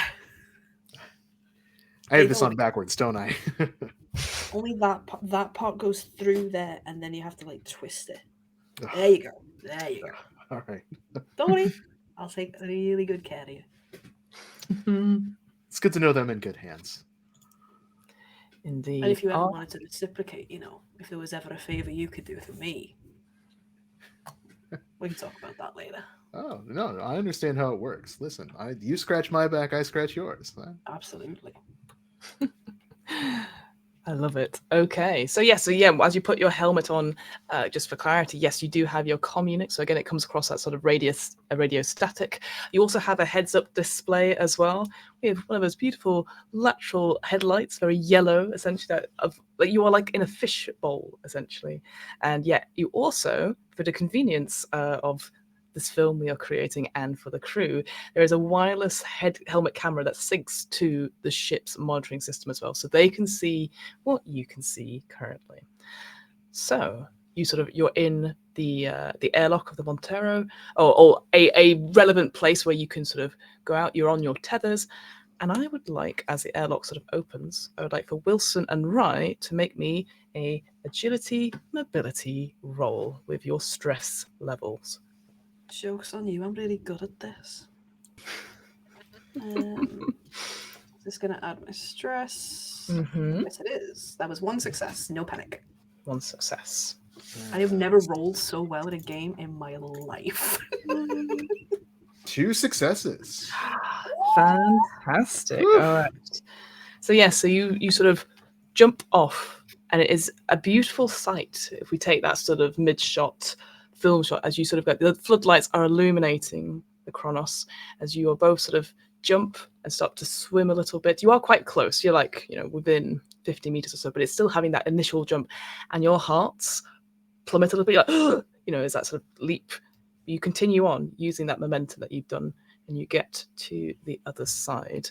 And you notice straight away that the airlock on the other side is not... It's a little bit broken, is what Fiona would say, but the game mother would say something else. You can see that the outer airlock is damaged, the door of it. It seems to have been buckled from the inside, as if something just seems to pull it inwards. So clearly there's been some decompression there. So you think that you're first of all going to have to cut your way in using a cutting torch, and then somehow convenient. I wonder who came up with that. But also for the umbilical to connect, you're going to have to stabilize the inside. So once you're in, you're going to have to find some terminal or something to make sure the pressure is equalized once it comes into play. Are you seeing this all right? Is this coming through? Oh yeah, no, we're catching every minute of it. So that's a mess. You know what you got to do, Wilson, right? You do understand how to turn that thing on. Yes, I've used a lighter before. I think I can handle this. All right, cool. You got this. Some kind of explosive decompression. It's unclear from the initial damage assessment whether or not that's inflicted from inside the ship or some kind of debris. Making a mental log to do some further investigation on that, see if that's covered under company billing, insurance, or if there's something else that needs to be written up there. Fires up the torch. Yeah, absolutely. All right, so I would like you to let me look at my notes. So when you're using the tool, the cutting torch gives you +2 modification to heavy machinery roll. So I need you to do that with, I think it's strength. Strength, I believe, yeah. Yes, perfect. So strength, heavy machinery with your stress, but +2. So another 2 base dice to your roll, and let me know what you get. That's quite good because I am not strong. Survey says 0 successes and a panic. I can't. Can I push if I've rolled a panic? Unfortunately, you've rolled a panic, so you cannot push. That's right. The I immediately roll. panic check, right? You're like, yes, you do. So for a panic check, folks, what happens is that you roll, which is a simple d6, and then you add your current stress level, which is currently 1. And so we'll go up from there. So if you roll that, and tell me what number you get, please. Okay. We're starting strong. I've got a 5. A 5. It's tricky. You're like, yeah, I've got this, but it is quite scary because you can't hear anything outside. Like even in films where they have that little sound effect that's slightly dulled, you can't hear anything, and it's quite unnerving a little bit. And maybe you were a bit too vicious when you started to do it, and you almost lose the cutting torch. It spins off, and you're like, and you manage to grab it. You are keeping it together for now. You've rolled low. But you've kept your nerves in check. But it takes some time to cut through, basically. Essentially, you're very cautious at this point. And what I need to do, those people who are in space with their suits, I need you now, because it takes about 10 minutes, so that is a turn. I need people to do an air supply check for me. So this means, if I'm going to read it, you roll a number of dice equal to the current supply, which is, I think, for both of you is 5. And every one you roll decreases your supply rating by 1. So let me know what you get. So you roll 5 dice, and let me know if any of them are a 1. 1-1. 1-1. Your supply goes down to 4. 2 1s. 2 1s goes down to 3. I would also, Wilson, I need you to roll a power supply check as well for your cutting torch. That is also a 5 currently as well. Okay. Same thing. Nothing. So yeah, so weirdly, like, battery's charged. You eventually cut in. We're going to cut back to the Montero. What is our captain and pilot doing at this point? Oh, can't hear you, pilot. Sorry. You can't. You're muted. Okay. I'm leaned back. I am kicked back in my seat, and I'm watching this whole fumble. And I look right in the middle. I told you she couldn't turn it on. I Didn't mean, I ask if she knew how to turn it on? she could have corporated it to death. I don't know. I'm sure she knows someone in the board who knows how to turn it on. For this to have been a potentially very dangerous moment, we are not being there. No, I think it's quite funny. I would also be laughing at this. But I really need to know where she's going to go first. I think she knows exactly what to look for. All right, so fine. Let's not send them over. Look, just open a quiet channel to Rye. Let Rye know to let corporate go first. Follow corporate. See where she goes. Can I do that, Game Mother? Absolutely. Please do. I think that's probably why Rye's air supply goes down a little bit, because you're using more words and you're maybe turning away to admire the view of space and the void as you're doing this. Hey, Rye, sorry for putting you on babysitting notice. Are you okay? Yeah. All right. Just so you know, I'm fairly sure that Wilson knows way more than they're letting on. I think they know exactly why we're here, what they're picking up. And it's very strange that we didn't get that information so we can do our fucking jobs right and get our fucking pay. Let Wilson go first, but stay at her hip. All right. Look over her shoulder. Don't go into surprise. And we're going to be behind you in a bit. We're going to give you some clearance to do what you have to do to let Wilson feel a little safe, to let them feel a little secluded, not to look at. But you're in the know. You say such sweet words to me, darling. And with that, the doors you finally cut through, and you prise them open, both of you, and you can see it sort of goes down maybe about 20 or so feet, and before there is the other inner airlock, which is currently shut as well. But both of you don't need to roll for this at all, but you can see there are scuff and scratch marks all in that particular airlock around the sides. There is no lights or anything, so maybe your headlight shows up, maybe a light from your suit also shows up, and you can see they're everywhere, on the floor, on the walls, on the ceiling, big, as if something was clawing out of a tin can. But you got through the outer airlock and you are currently there. Now, looking at the system, I won't give you a roll for this, but essentially you can see that you need to pressurize this before you're allowed in. And you know the way to do that is to get the umbilical extension to come and seal off the airlock. So the camera cuts back inside Wilson's helmet. Very claustrophobic. It's the Iron Man Yes, kind exactly. of Jarvis moment, right? So it's like shot right from the front. And they're breathing just really heavily. It's fogging up the camera. Just okay. Montero, we are inside the Cronus. We're looking at some kind of extensive damage. It doesn't. I'm not really sure what I'm looking at, because any debris that would have struck through a hole that small shouldn't make gouges this size on the inside. The door's sealed, so we are prepared to receive the umbilical when you are ready to deploy it.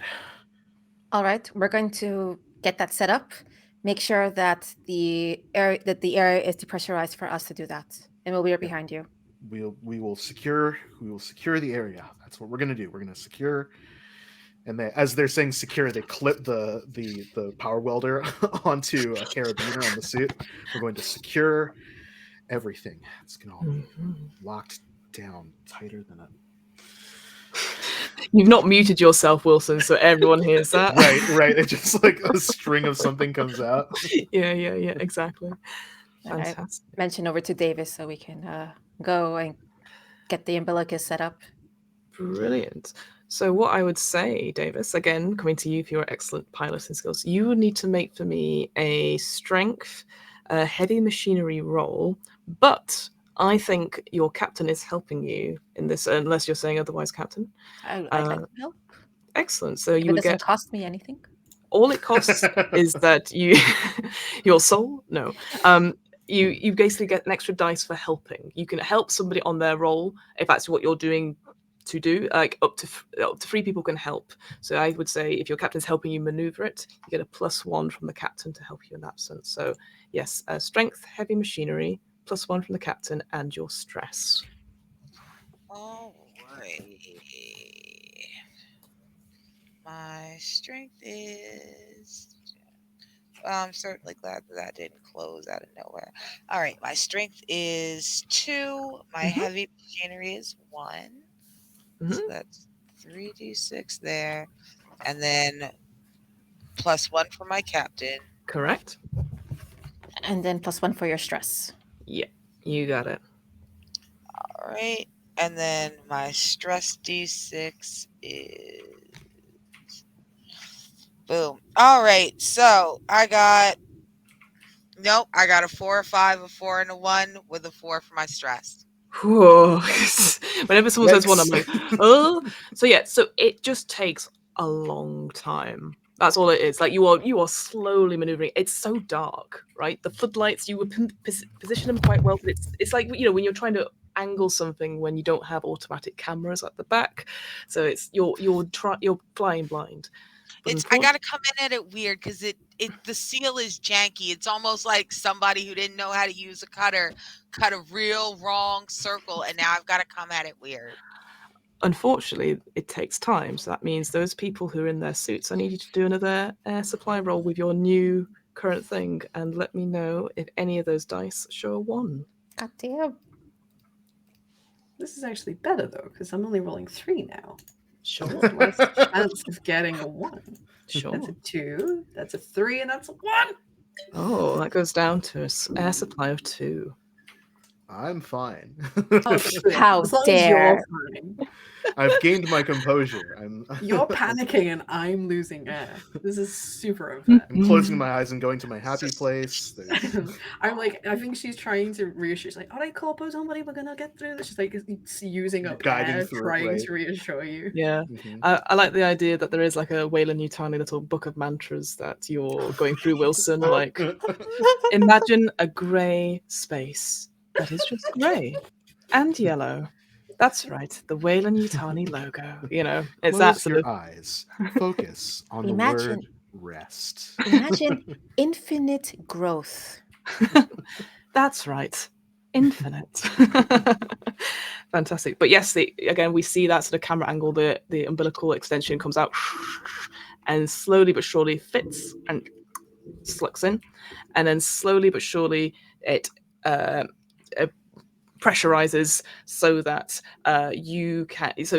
basically you can enter the airlock. But I will say you can all see it on your screens now that there is no air supply on the Kronos currently, and minimal power and all that sort of thing. So you think you'd have to go to their mother computer and reboot it or restart it in some way, maybe go onto emergency power. But also you can tell from the readouts is that the air itself is incredibly stifled. It's like it is completely stale, essentially. So it might be difficult to breathe in. The other thing as well is that the temperature on the ship is cold.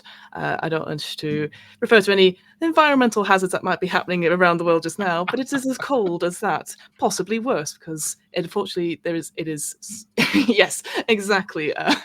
Davis pointing at themselves like it's happening here.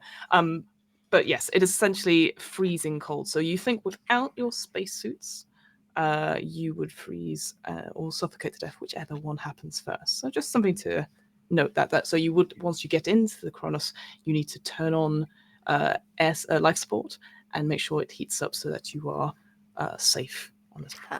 I'll high five our Knuckles Cham, who was like, I guess, standing on the opposite side of the prepared umbilicus. Yeah. Oh yeah. They were that they high five you with the power loader and then go, and then they indicate they should probably get out of the power loader. Just stand by. It's only a couple of meters. Should you need us? Like they're not deep into the Montero. Yep. But They do a thumbs up with the power loader, and then they zoom off into the background. All right, but I'm asking. So is both the captain and Davis joining our team out there and leaving poor Cham on the ship? very nearby the umbilicus. Of course, Cham of is course. literally the only person I trust to, in case of emergency. Cham's the only one allowed to touch my board. Cham is the only one allowed to handle my seat in an emergency. Because the rest of y'all, no. Cham likes to listen. I'd like the idea that if we did have an episode where only Cham was available, we would just do whatever happens to Cham in these 20 minutes before they join you. They're eating breakfast. They're just like doing pancakes. They're probably like skating around. They're listening to music. Yeah. All right, but you folks join the rest of your team outside the Kronos into that airlock, and eventually let me check, make sure. So it is pressurized, and you see the lock sort of turn, and there is a button to open it. Who opens it? Who opens the airlock into the Kronos? I'll do the honors. All right. So After you do. Captain. So you open it, and again, it slowly but surely sort of moves, stutters a little bit. You can see again, it's I can't even say it. Very, very low lighting in here. It is minimal power on this thing, and as you sort of go into the ship, Turn on the headlight. Yep. The floodlight on the helmet. Yeah, gorgeous. You come out of this sort of junction, and you can see there is a staircase going down. But you know from the schematics that leads down to the lower decks, and you know there are other staircases and other lifts that can also make you able to go down there. But in front of you, all of you can see is the door, which is where the mother module is on this thing. Currently dark. Everything is around here is dark. And there's something else beside the door. You see, with illuminated with your headlights, you see a body sort of lying across basically an intersection sort of on their back, and it's wearing a spacesuit. But the key thing is that there is no head. What the ever-loving. You can also see that it's been dead for quite some time. There doesn't seem to be any features left of them.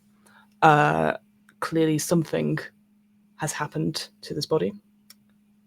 And the compression suit itself is there, and it marks itself as a member of the USCSS Kronos. A body just laid out in front of you. I also guess we clocked the gash marks everywhere. Yes, you would have seen the images of it, and you clocked them as you're coming in as well. Here, there's no gash marks within this hallway at all. My God. I forgot to say, everyone takes a stress level. Stress point. Yeah, seeing I would this. imagine so. I was like, oh yes, read the second chapter, Fiona. That's always helpful. Second paragraph, sorry. I didn't know science decapitated. Usually. Oh, I'm gonna be sick. Oh, there's nowhere Not to in your go in this spacesuit. thing. Don't do it. I would not do that. Wilson's like leaning up against one of the bulkheads, just dry heaving. What kind of science does this? What kind of science was the Cronus conducting? We don't know. And they kind of, after a moment, like catch their breath. Look, we don't know if any of this has anything to do with the research that's going on the ship. for all we know, there could have been some kind of a riot or a fight or an argument or thing. You know how high tensions run on these ships. We often decapitate each other in a fit of rage. Anyone who would like to, they can make for me a wits observation check. So that's just your wits observation plus your stress level. No. Got a special black die for the stress. Sure. Why not? 3 successes, no panics. Fantastic. Ooh. Finally roll. No successes and 2 panics. All right. I mean, I'm a company. I have to assess the damage. I have to. Yeah, you've had a hard time also, so we'll come to you in a second. Yeah. One success. No panic. 1 success and a success on my stress die. Perfect. So 2 successes. And sorry, Rye, say again. 1 success, no panic. Oh, excellent. We'll come first to who should we go to first? I think we'll come to our captain first, and then our pilot, because you've got some extra successes there. So something else you can do in Alien is that usually you just need 1 success, but sometimes if you get some more successes, you can do extra things. Now normally it's for combat, you can do extra damage, you can grapple them, etc. But let's see what it says for observation. I think it's asking me some questions, which is good fun. So if you give me 1 second, I will find the page with that. All the seconds. I learned not to abbreviate the seconds in that sentence. To have all the seconds. I did that once. Seconds. Absolutely. Observations. Here we go. For every extra success you rolled, you get to know the answer to one of these questions. Is it coming for me? Are there more of them close by? How do I get in, past, away? I would also say for this, you can ask me any question you like, because that does feel a very prescriptive. Because technically you didn't need to roll for it, like for what I'm about to tell you, but I just thought it'd be nice to everyone get a roll in. So, Captain, I'll let you go first. You get to, because you got 2 extra successes. You can ask me 2 questions, either from that list or just in general, because I'm being a nice game mother. I hope the niceness lasts throughout the entirety of the whole game. But my questions for the game mother in that case are. Well, okay, I'll ask one of the any questions. Are there survivors? Are there living crew members?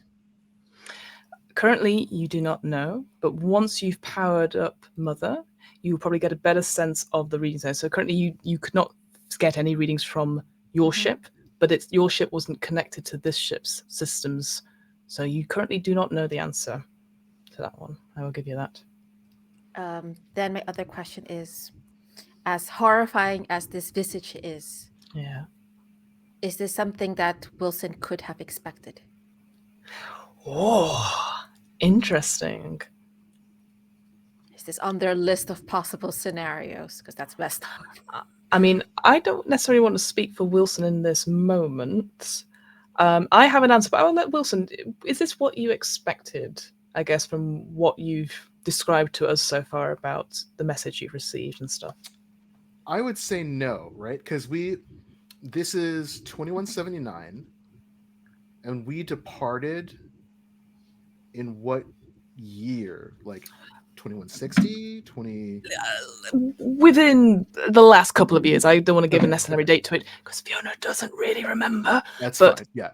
But yeah, some, you wouldn't, recently enough that like Hadley's the initial encounter on LV-426 was 2121. Yes, I want to say.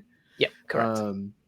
So yeah, basically, much earlier than you are now. Yes, some encounter with xenomorphic life happened, but it was heavily buried and classified and stuff. And that's true because obviously, as we've sort of made canon, is that you would have access to such files, but I would say you probably don't know all this stuff.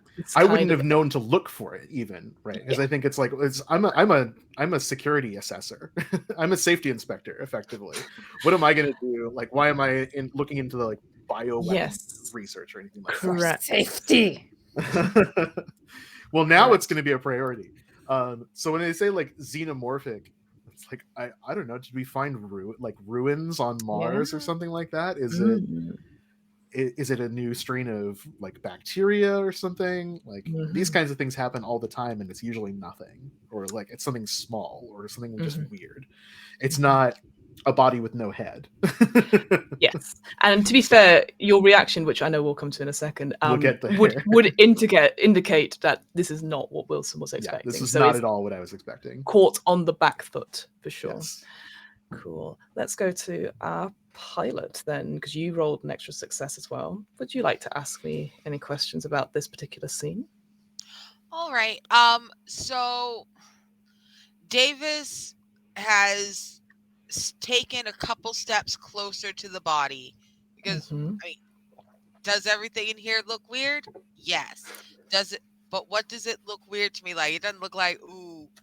It looks like okay. How the fuck? How did you blow this room up from the inside? I'm assuming that whatever has caused the decompressive damage. Okay, Mm. what'd you do? How'd you get your head sucked off through a little bitty pin? That's what I'm assuming. I'm assuming that they weren't wearing a Ooh, helmet and they literally just got their head through a little pinhole. that Space is amazing. does terrible things. It So does. Davis kneels down, and I would like to take a closer look as I'm kneeling down to confirm. Does it look what has happened to the head? Does it look like it has been just? Mm-hmm. Can I tell how it's been removed? Let me phrase it that way. Yes, I understand your clinical assessment of it. Interesting. So I would say you could see there is the remains of a helmet. So like similar to you with your suits, it sort of clicks in, so you can see sort of the rim of it. And as you look around the hallway, you can definitely see there is glass. Or shattering of whatever plexiglass or whatever it is that would be the main container. Um, I will say you don't find any remains of said head. No, it looks like definitely it looks like it has been, how should we say, taken off.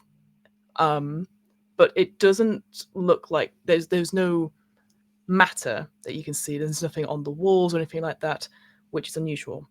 But the more pressing thing, and this is what Captain Miller would also see, is that something's not quite right about the body itself.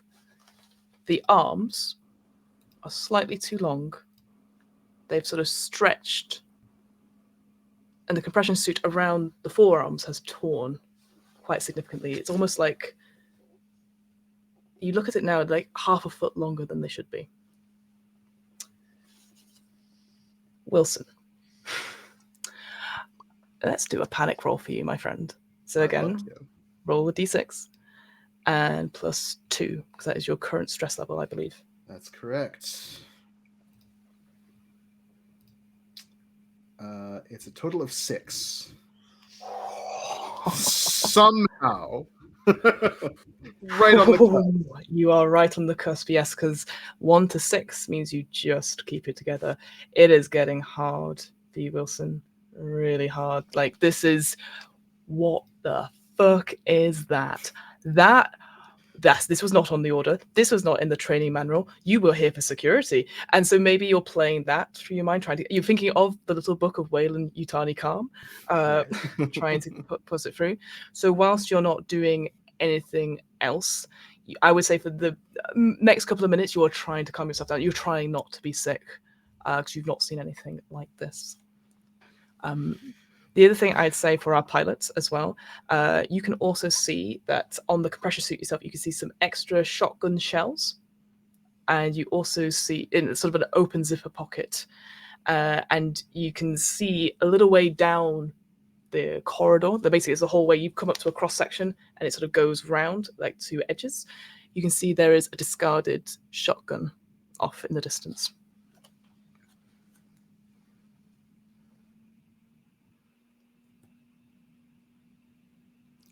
Wilson is pressed back, just like leans in closer, looks at everything, and just like jumps and thrusts their back up against one of the ship walls, and is just like breathing. You can see the inside, from the outside, the helmet is just like completely fogging up, Yeah. and then like kind of statically through the comms, they're just like breathing and then mumbling.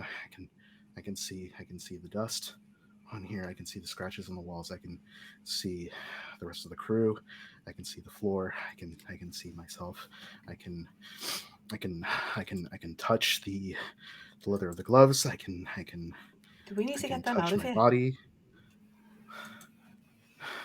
This is not what we thought it was going to be. Do we need to bug out? I'm gonna get some answers. The two of you, get him calmed down. Don't let that air supply go too low. I'm gonna head to the mother. Cool, fantastic. And thanks for reminding me. Could everyone do an air supply check? Mm-hmm. Yeah. Yeah. I'm low. I might need to go back and refill. Mm-hmm.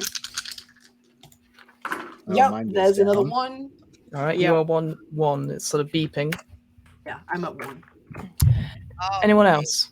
I rolled 1, so I guess it goes down by 1. Correct. So yeah, if you've rolled any ones, you decrease that level by the number of ones you had. So you're down to 4. Is that right, Captain Miller? Yes. Okay. How about the rest of you? I'm down to 3. Okay. All right, so I rolled. Oh god damn it! So I rolled 5d6s, and it's only ones that send my thing down. Correct. Yes. All right, cool. Because I got 5, a 6, a 4, a 3, and a 3. Ha ha! My air is great.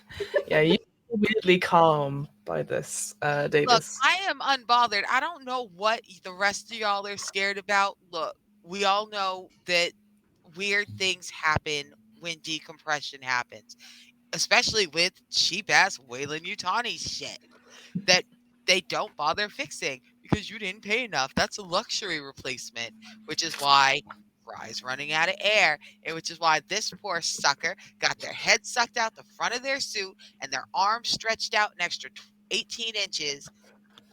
Like, it's gross. But y'all, calm down. We're You gonna be should have fine. been a science officer, Davis. No, Man, no, science you should officers not. don't get to barrel roll ships. That is not how any of that works. That's fucked up. Also, I could be lying, and Rye's probably right. That might not be how any of it works. But look, Oh, say it again. it's a better answer. Rye was Then- what? Rye was what? Rye was talking a whole bunch of shit. Rye was so full close. of it. So close. So close. Oh, you should have just let it ride, my friend. The fact of the matter remains, I don't know what did this, but all I know is that I've been asked to move some stretchy corpses. And at this point, I would like to just like put them in. I'd just like to bag this stretchy. How many stretchy corpses am I looking for, Wilson? Calm down. Look at me. How many stretchy corpses? Let's count There's those numbers. still breathing, kind of get to the end of their recentering. Don't rush me. We shouldn't even be bagging these people anyway. We don't know if they're carrying some kind of, if this was damage done by an external source, or if there's something else that's happened to the body. Even if it's been out in space for this long, we don't know. I mean, who knows? We don't want to be spreading anything around or keeping. Is You're that the what one the who had company us. wants us to do? Our directives are to investigate this ship, and right now, our priority, I think, should be finding the power source so we can get some life support on here, and see if we can find anyone, if anyone is still alive on here. Let me get to Mother. Let's see what the situation was last we know. I'm out of there. I'm going back. I'll send Sham after me. Again, we cut to Chan probably doing some sort of Love Actually dance in the kitchen, in the power loader, and then like runs away to get ready for as they see Rye coming back. But as I understand it, Captain Miller, you'd like to try and get into the Mother mainframe room. Yeah. Fantastic. So yes, you see it. It's a very similar to a room, the one that you're familiar with. You go up, and you can see that it is obviously a much older model of Mother. It's not like what you have on the Montero. You see that there is a keypad and a slot for a key card in it, and it asks for a sequence. I put in whatever override I have, my own captain code. Classic chit chit chit chit. You get a sort of a beep, and it says unauthorized access denied, clearance needed, Wayland Yutani personnel. Shit. I'll put my head out. Wilson, get in here. What's wrong? Problem with the door? Gesture Wilson into to the seat that's in the middle of the processing room. Sit them down and like. Oh, so apologies, I didn't make it. So that's the key card to get into the room. Oh, like that. Yes, apologies. It's like how you would have got in on your ship. You would have done the sequencing because you're the only person that's allowed into your ship's mother. And here it's the same process that you sort of put in your code to get in, but it doesn't allow you to go in. It needs a Wayland Yutani personnel sequence to go in. It needs your touch.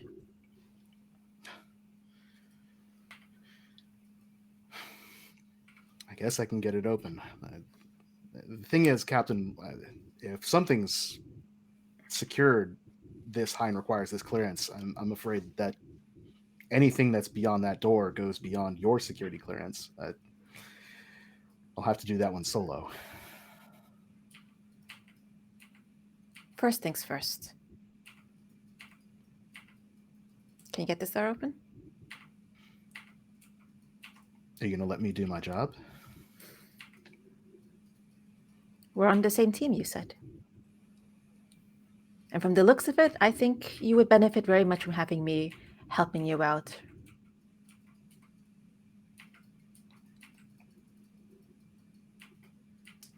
I think we have an understanding.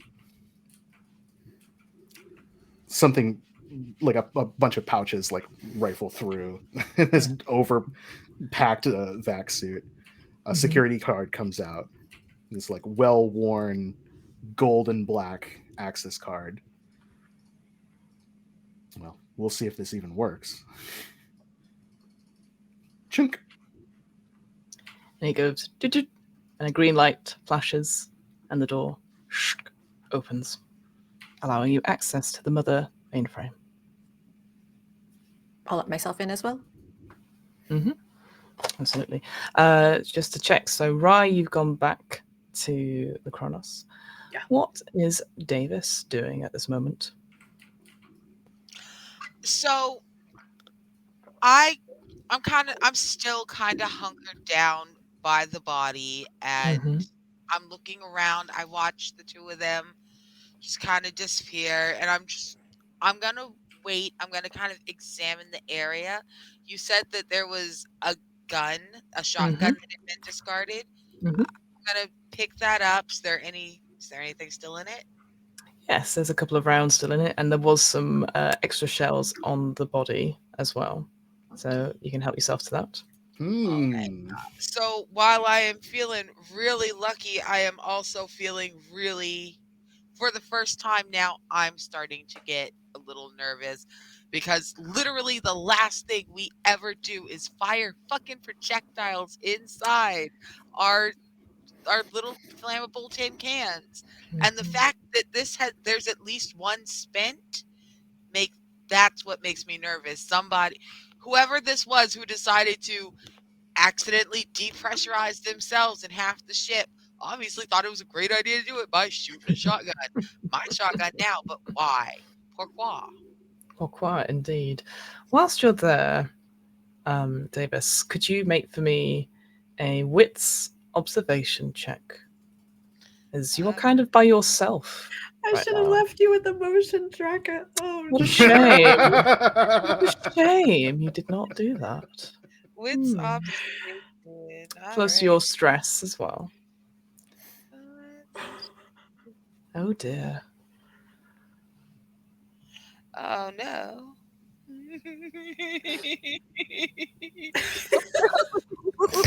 What you get? She's so happy. Right now. Look at her smile and laugh. I'm so happy. So, Oh dear. The good news is, Yes. the great news is, the excellent news is that my stress dice is a 6. Great. Fantastic. So let's talk about my wits and observation roll, where I rolled no successes, but I did roll 2 ones. So that's fine. That's fine. The ones are only on the stress die. That's the only. That's Woo! yes. It is always. That's why ideally you should always roll your base dice first and then the stress, so you don't panic. But you. There's a Pilot like moment, again. but no successes, sir. That's a shame. Oh my god. Did you see those ones not kill me? That is my success. Yes, absolutely. Pilot luck. I guess maybe the I audience guess. sees it.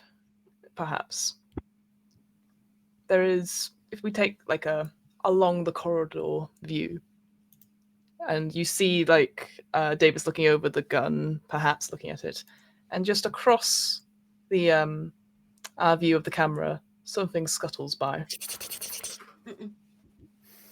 But Davis doesn't notice. With a little pizzicato on the strings to go along with it. Yeah. Oh. Yeah, and it's far too close to the camera. It's very blurry. You can't even see what it is, even to the audience. But we leave our final scene to go to the mother's mainframe. Wait, I know, don't worry. So in the mother's mainframe, Wilson and Captain Miller, you are in a how can I say? It is a spotlessly clean room. It's very different to the ones outside, which is dark and has scratches on it and emergency lighting. Here is emergency lighting. It's very similar to your mother in the sense of the lights are still blinking. It's still that sort of domed hexagonal shape. And there is a blinking. We've got the blinking data service, and there is a terminal and a chair. What would you like to do? I'll go sit in there. Mm-hmm. Very annoyed the fact that like doesn't matter what I look up, the suit has more clearance than I do, so no biggie. Mm-hmm. Everything's functional. Mother's responsive. What do you type into the terminal, Captain?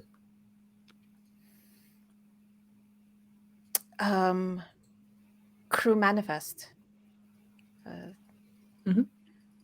You start to type. It's sort of suddenly springs into life. It's almost as if it was waiting for somebody of a high-ranking crew to initiate. So you put in your captain's code, etc., and just before you look at the crew's manifest, suddenly the whole ship comes to life. The lights power on, so suddenly Pilot Davis, you're like whoa, because it's so sudden. You suddenly see life support systems coming on as an almost reaction to your touch. From the outside of it, Cham and Rai, you sort of look back and you can see the lights on the outside of the Kronos starting to flicker and come on and lighting up this huge, almost fish-like spaceship. And slowly but surely, the vapors of warm water as the temperature sort of comes back on. You notice, though, the air filters, the cycles, they're not filtering out the air properly, and it says they have been damaged in some way. Shit, so we need to keep on our suits. You also notice that you hit a sort of warning comes on as well as Mother. And the final words of this session says, warning, cryo chambers deactivated. Cryo chambers deactivated. And we will leave our first session of Alien there. Thank you so much for watching. My word, what a ride. Indeed, thank you so much. I'm going to allow my wonderful crew to give a quick outro about themselves, anything they'd like to recommend, any current projects. We'll go around in the same order, and yeah, I will hand it over to Annika, if that is okay.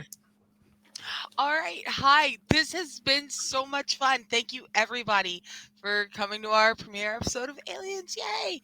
I've been Arnica, she, her. You can find me on Twitch, Twitter, and Hive at Arnica X Ross. And oh, my calendar, y'all ready?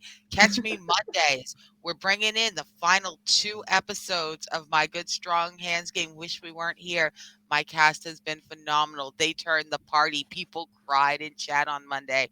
Come in for the last couple episodes. On Tuesday, we'll be dropping masks. I'll be playing a little superhero. Woo! It'll be so great. Catch us with Anita the poet. Anita the poet is going to be our GM. Fantastic. We're gonna have a great time here on Girls Run These Worlds. Wednesday, I'll be premiering in our Animorphs game over on Valdorant's channel. You can find us at Twitch/Valdorant. Animorphs. That's 8 p.m. I don't know. Ask Val. Val will pop up. Thursdays I take off, and then I'll be back again Fridays, full week to do this again. And that's my spring. Oh, I'm exhausted already. We've just gotten started. So much fun. Let's bump it over. Fantastic. Thank you. Hi, I am and have been Reina. You can find me on Twitter at Lucha and Lattes and most social media platforms on the same handle. I've written and published tabletop role-playing games at colorspraygames.itch.io. I am also a voice actor for the queer sci-fi and fantasy audio drama The Penumbra Podcast. If you'd like to hear yourself represented in stories, that's at the Penumbra Pod on Twitter, thepenumbrapodcast.com. Fantastic. Thank you very much. And it's me, JC Darcy. Hey, friends. I'm a GM, writer, performer, producer, game designer, and director of operations here at Girls Run These Worlds. My schedule is not nearly as packed as Annika's, and I feel lazy by comparison. I'm just here. I think this is the only thing I'm doing right now. So yeah, I'll catch you all back here next Friday. I am a GM. I am starting to run games on start playing soon. That's the thing that I want to do because I miss running games. So find me on Twitter at jcdarcy_. I'm not there very much at the minute because Twitter is a hellscape. But when I start running games, I'll post about it there. So come find me and come play with me. Fantastic. Thank you. Hi, everyone. I am and still am Ida. You can find me. My schedule's been a bit cleared out. Some things are in flux, but on Tuesday I will be playing at Horde of Tales. We'll continue our Eberron campaign, and I recently learned that there are quite some Eberron fans. We are in an undead fort being assailed by halflings riding flying dinosaurs. That's the mood right now. It's amazing. Otherwise, on other Saturdays, not this one, you can find me playing Brinkwood as well with Diane at Balrog 1911, an amazing game and an amazing table. And I'm just really happy to be smiling again. This is my default face because I kept scowling the whole session and my face is a little sore. I'm really happy to be happy again because that was quite a ride. I am terrified and I'm loving it. Thank you so much for this amazing experience. What a great way to kick off my Girls Run These Worlds foray. Woohoo, indeed. Thank Long you enough. so much. It did as well. Thank you so much, team, my wonderful crew, the Montero. And last but not least, it's me. I am Fiona, she, her pronouns. I am the host of What Am I Rolling, which is a twice monthly RPG one-shot podcast. And I've also been your game mother for tonight's Alien game. And I'm going to end actually with a recommendation, if that's okay. So if you like horror games, and obviously you're here watching Alien, but you like them with a bit more historical rather than spacey or sci-fi, then I want to highly recommend the In Between, which is a dark, brooding game all about monster hunters in Victorian London, which written by Jason Cordova, who over at the Gauntlet. Jason Cordova is most well known for Brindlewood Bay, so that mystery with grannies finding out mysteries and stuff like that. Also has done the Trophy RPG, which has just come out, and an upcoming game called Public Access. He actually ran a two-parter for my podcast of The In Between, which was on Twitch and will eventually be on the YouTube. And honestly, I think it's been one of the most thrilling RPGs I've played in a long time. So I honestly go check it out. I'd highly recommend his work. So that's The Between on the Gauntlet-RPG. But to finish off and round us off, I've got some channel announcements. As always, the Creator app is always open. Like, if you've seen us here and gone, wow, Alien, that's bonkers, but I've got a more bonkers, scarier game, if you've got a story to tell, please pitch it to us. Here at Girls Run These Worlds, we want to help you get it off the ground. You can find the form in the pinned tweet at Girls Run Worlds on Twitter. And it's exactly what I did last year. I was like, I'd like to run an Alien game. So I pitched it, and then suddenly they're like, we wanted to go one better. Let's do it A, Y, Z. And I was like, this is brilliant. Absolutely. That's where I'm here today. So please go check out the Creator app if you want to submit. We've got some upcoming casting calls as well. We've got Alas, the Awful Sea, which is a cracking game by Story Brewers Role-Playing, where basically we have the fear pirate Blackheart welcomes you to her crew and explores the infinite expanse. That's right. Yeah, sorry. Infinite expanse of uncharted and cursed waters around you. But beware, long after you have forgotten your mother's face, she warns. This lady of the sea shall remember yours. Whoa. Also, we have a casting call for Morkborg, an amazing RPG from Free League, but also from Johan Noor and the other person, Pele, I think is the other one as well. They're fantastic RPG film. I interviewed them for my podcast. So if either of those RPGs interest you, you want to try out, please check out the casting call, which is in the next couple of days, or it might be open now. Please apply because they are great games. And finally, I just want to say thank you so much for sticking with us. I appreciate it that sometimes these games are scary and they are terrifying, but I think they're really important ones to tell. And oh my God, what character development we have in these games. So if you've enjoyed Alien RPG and you're like, I'd like to run it for my games or run it in general, check out Free League. They've got a whole plethora of cinematic scenarios, including this one. So go check them out on the Free League website. I think that is all I have to say. So I'll hand it back. So we will go out, and thank you so much for watching. We'll see you next Friday. And well, don't have nightmares, folks. I certainly won't. Bye. We live for now. Live for now.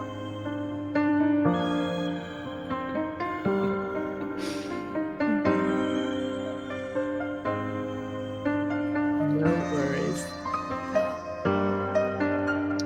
Really, my face got sore. Yeah, no, you were cross. I liked it. I'm here for cross captains. Hey, well done, guys. That was amazing. Mike is live still.